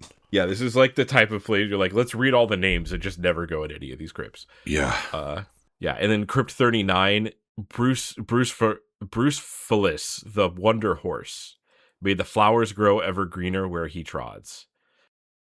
And it's a nightmare. Yay, that's a steed. That's the thing that Strahd rides around on as a nightmare, which are pretty crazy. They have a -4 AC. Yeah, what is Beuce? What does Beuce mean? Because it's a Bruce Phallus, like whatever that is. I mean, I doubt that's a penis joke because this is from Tracy Hickman, who is an LDS mission, who went on who's still a religious person who went on like an LDS mission. So I doubt he made a penis joke here.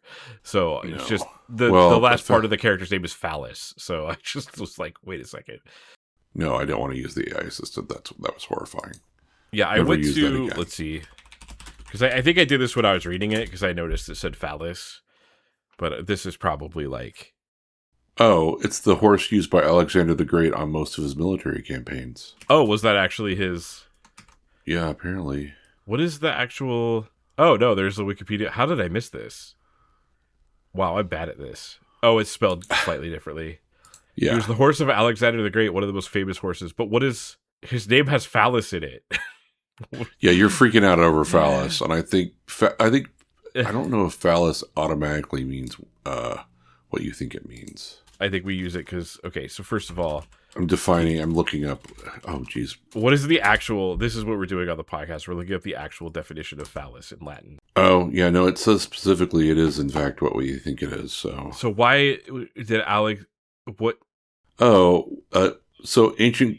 Oh, okay. The name Bus Phallus literally means ox-headed. So different cultures and religions. So in ancient Greece and Rome, the phallus was an apatractic symbol. I'm not sure what that means. Okay. Commonly used to ward off the evil eye, with statues often placed at doors or crossroads.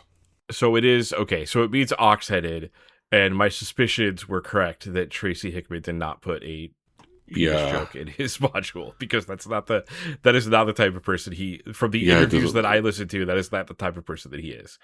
Yeah, that doesn't make any sense. I think he's just like, oh yeah, no, Alexander's Great's horse. Okay. So yeah, now that I got it. that out of my system, we can move on. Okay, so we get to the two important things are the tomb of Sergei von Zarovich, yeah, which is the lawful good brother of Strahd, who he murdered because he was obsessed with his wife, and then the tomb of Strahd von Zarovich, so his tomb as well. And I mean, this is also a place where you could mess Strahd up because you can destroy his, where he would normally rest. So.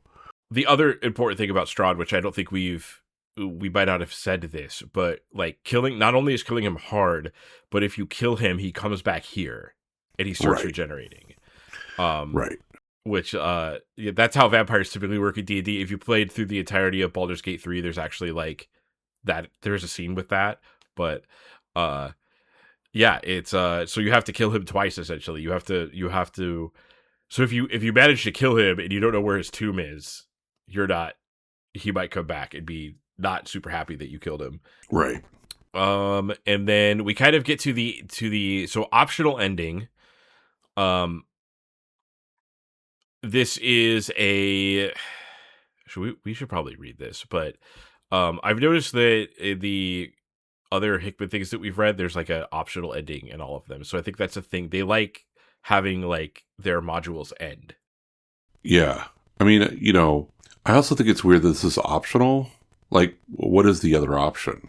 Do you know what I mean? Like, what is the other option in this? Yeah, well, like you kill Strahd or you don't kill Strahd. Maybe you become a friend of Strahd. I don't know. I mean, I think the only way this really ends is if Strahd dies, right? Right. So in this, it says that in I6 Ravenloft, like the adventure ends when Strahd dies, but you might want to continue with like using the castle in Barovia for other things. Like, I don't know, maybe now that you've killed Strahd, you're in Gothic Horrorland. What do you do? Right. Additionally, in like the box set and Curse of Strahd, the idea behind, at least like if you want to use this canon, which like, canon in D&D means whatever, is that like, yeah, you could kill Strahd, but that just lets you leave. Strahd is going to come back because this is like a hell for him that he can't escape. Oh yeah, okay. That's cool. So here's the optional ending. Thick clouds are overhead. Through the chilly morning mists, the lands of Barovia are visible far below. There is a peacefulness here. Rest has come to the valley for the first time anyone can remember. There is sleep without fear. A light flashes brilliantly behind you. Wheeling around, you see a shining, stately man in white armor and cape. His rugged features show great strength of will, yet the forcefulness of his presence is tempered by his calm, sad eyes. His features are those of Strahd, yet subtly different. His voice is calm and peaceful. My name is Sergei von Zarovich. He turns to Irina. Tatiana, the time is at hand to rest. Come, my love and wife. He stretches forth his hand. Irina Kolyana's questioning eyes suddenly open with recognition and knowledge. Forgotten memories rush upon her. Sergei, she cries, springing to him with the grace of a doe. They embrace. Irina turns to you. I am Irina Kolyana, but in my past I was Sergei's beloved Tatiana. Through these many centuries, we have played out the tragedy of our lives. Now, with our deepest gratitude to you, that tragedy is over. It is time for joy to begin again. Shimmering light surrounds Irina and Sergei. Hand in hand, they walk east towards the edge of the overlook. Their feet do not touch the ground. They tread a path beyond this mortal world. Their invisible road takes them beyond the eastern precipice, their glow illuminating and thinning the clouds above Barovia. The clouds suddenly break open, letting glorious shafts of sunlight fly through. In the valley below, the strange fog dissolves, losing its power. Barovia is free once more. Yeah, so I kind of understand why you might not want to use that, because it's very like cool if you want to end the module and do something else with those characters, that's fine, but it's like very against the tone of it. So I can understand if you're like, well, I want to keep the gothic horror tone for like the other stuff I'm doing. Right. Also, while you were reading that, I did look up in Curse of Strahd, like that optional ending is there too. So they kept most of that. Yeah, I guess if you if you don't want to continue the adventure in here and do more stuff in Barovia and discover this whole thing, then yeah, it's just done. Barovia's gone. We're all good. Cool. So just want to talk quickly about the items that you get to help you fight Strahd. So you have the Holy Symbol of Ravenkind. And that is a lawful good symbol that helps clerics turn undead. It also has sunlight, which affects vampires. And yeah, so if you expose a vampire to direct sunlight for 10 rounds, they will die. And they can't move or attack while the medallion flares. So like that's very good. Against vampires. It's a very powerful thing to have. The big deal here is the Sun Sword. That is, so the reason you have to start with a character that has a long sword is because there's this like really complicated story about Strahd found the Sun Sword and he separated the blade from the hilt, and then like he lost the hilt and he doesn't know where it's at, but he still has the blade. So this basically says as soon as you find it, the blade will join with the long sword, and it's the idea is that like the fighter, whoever has your long sword, actually has the hilt of the Sun Sword and doesn't know it. That is completely changed in Curse of Strahd. The Sun Sword is basically just a lightsaber. Like you find the hilt and it's like a lightsaber, which is like a better, more interesting to me. Yeah. I mean, this seems a little on the contrived piece. It's like, oh, does someone have well, you're using a longsword now. Right, just make it a longsword that Strahd for some reason can't destroy. Because the idea is like, okay, why wouldn't Strahd like throw it into the sun or throw it into a lake or whatever? And the idea I think is like he can't, so he hides it. But anyways, this is a +2 sword against all creatures except undead. It's a +3 against undead, and against vampires it flares it and induces 10 additional points of damage per hit. Yeah, which is pretty boss. Yeah. And I do have some trauma that I want to talk about related to the Sun Sword. Cool. One of my memories of Curse of Strahd when we played it is I was playing the fighter, so I had the Sun Sword, and we were in the castle towards the end of it, and Strahd showed up, charmed my fighter, and I had like a bunch of rerolls and I failed them all, and then Strahd was basically like, "Cool, give me the Sun Sword." And I was like, okay, here you go. And I gave him the Sun Sword and he just ran away. So, God damn so we spent a bunch of time trying to find the Sun Sword, and he showed up and charmed me and took it and left. So that was my trauma with the Sun Sword. That was a fun memory about Curse of Strahd. I could definitely see where that would cause a lot of trauma. Yeah, because the idea is like it's a thing that is really good against him. So he's like, well, right. Let's not have them have that. I could just charm the dumb fighter and take it. I can't believe that you... Well, you know what? I can. You roll terribly sometimes, where it's just like you just roll awful. Well, it is... I was playing a fighter who's not that good against it, but like still, I think Strahd's charm is actually fairly hard to save against. Yeah. If I remember correctly. And Jeff would definitely play that as like, hey, he's just going to charm you, take it. Yeah, it was good though. It was a good memory. And then, yeah, the Tome of Strahd, which talks about the backstory. Did we read this? We read this, right? Not that whole thing, no.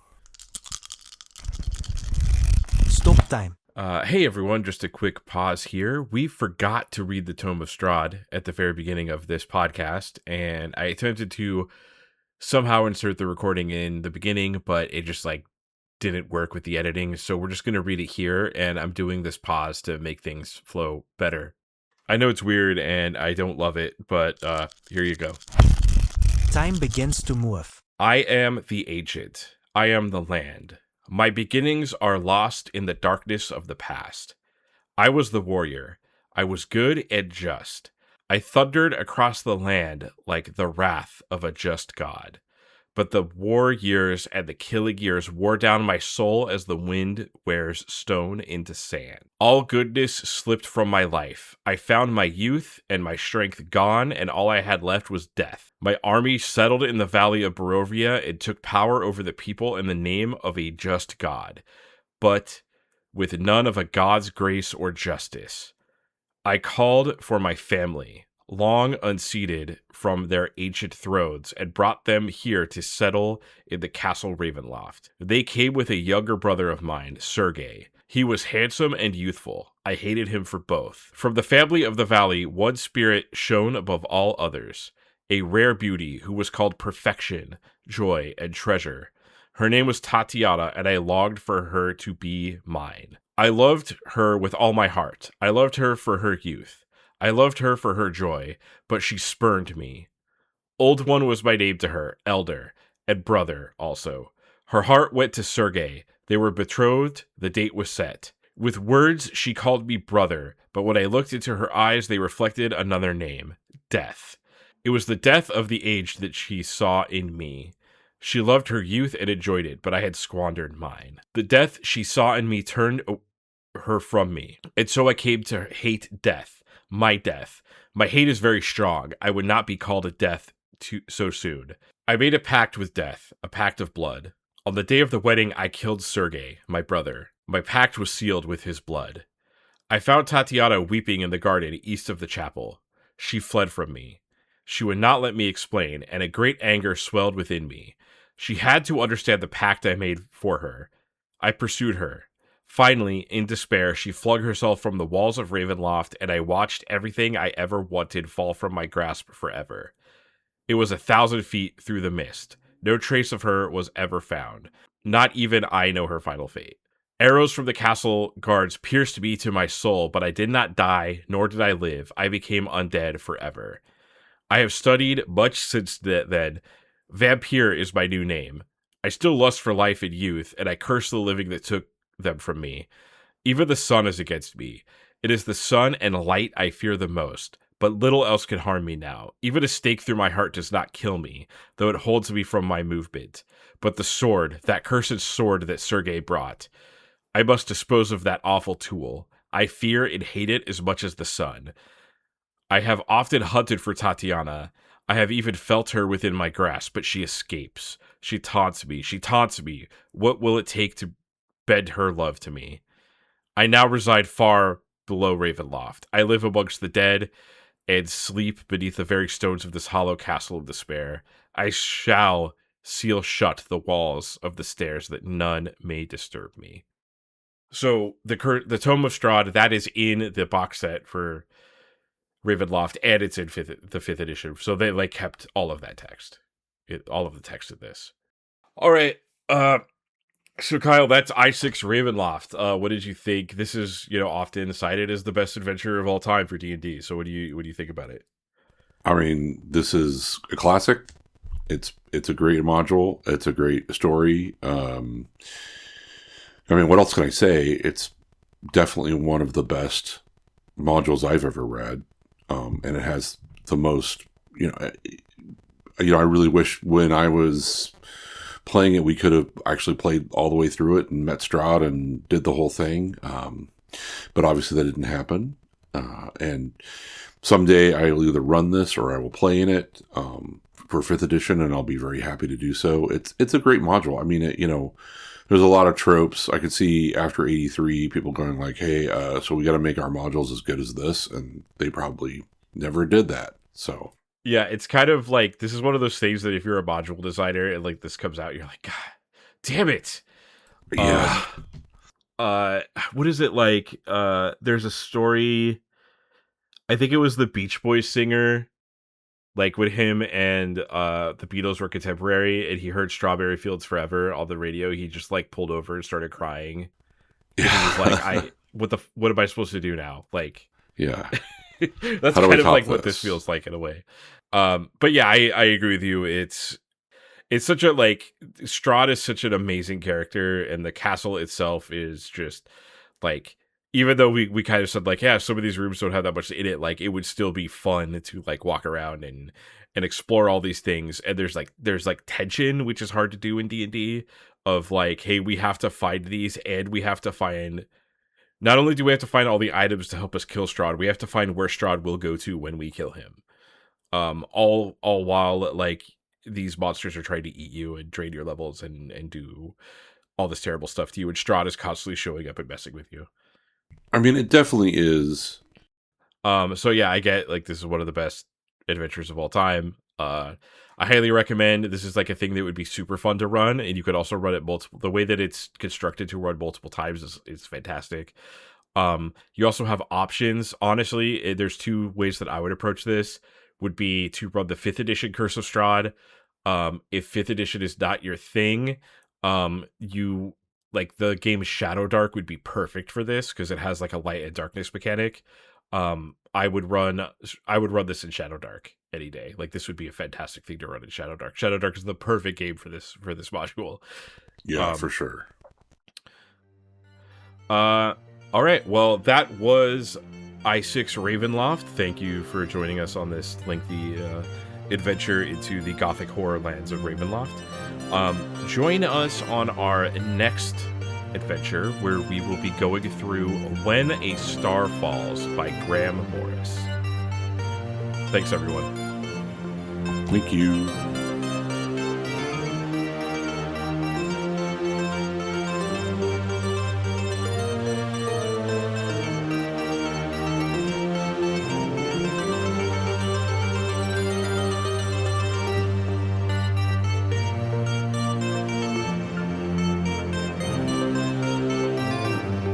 Make sure to follow us on your podcast app of choice, and follow us on Blue Sky at adventuresgonemad.bsky.social. Subscribe to us on YouTube at youtube.com/@adventuresgonemad. Are you enjoying Adventures Gone Mad? If so, please leave us a review on Apple Podcasts. Did you play Ravenloft? We want to hear about it. Contact us at adventuresgonemad@gmail.com. Leave a comment on Spotify or YouTube, and join us next time for When a Star Falls.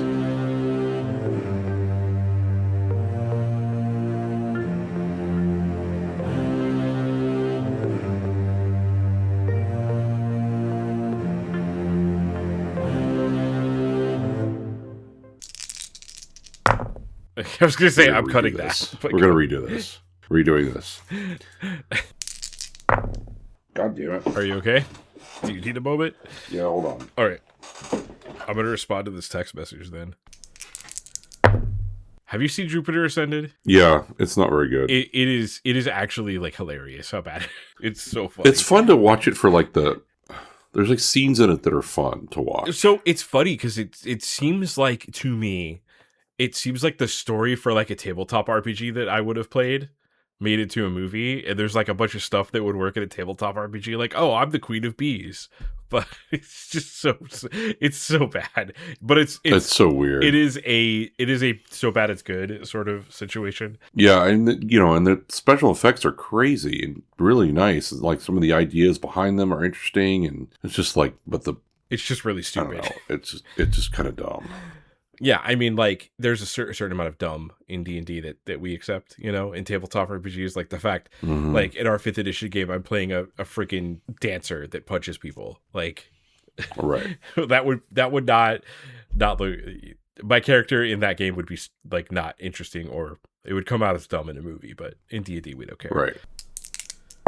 Can't tell you how many hours I spent in Baldur's Gate 1 resting and then casting Cure Light Wounds from my cleric on all of my characters and then resting again. That game is amazing. Start again. Oh my god, I just thought of something. I'll put this in the back, but I had a dream last night about you that I was at your house and I slept on your couch. And then you came out and you were like, oh, you didn't use that one blanket, did you? And I was like, yeah. And you were like, oh, you have to test yourself for, what was it? It was like t-shirt tag syndrome. Because Okay. you're like, yeah, there was a bunch of tags on that blanket that were like made in a factory that were like old t-shirt tags, and it has this like thing that makes you sick. So you have to test yourself for that now. That's the dream I had last night. Those are the types of dreams I have, Kyle.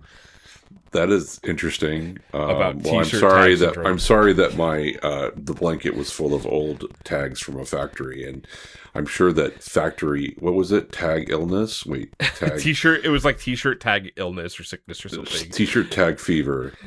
Yeah, is something that you might get. Just thinking, like reading about the furniture, just reminded me of that. I am a vivid dreamer. I have multiple dreams at night.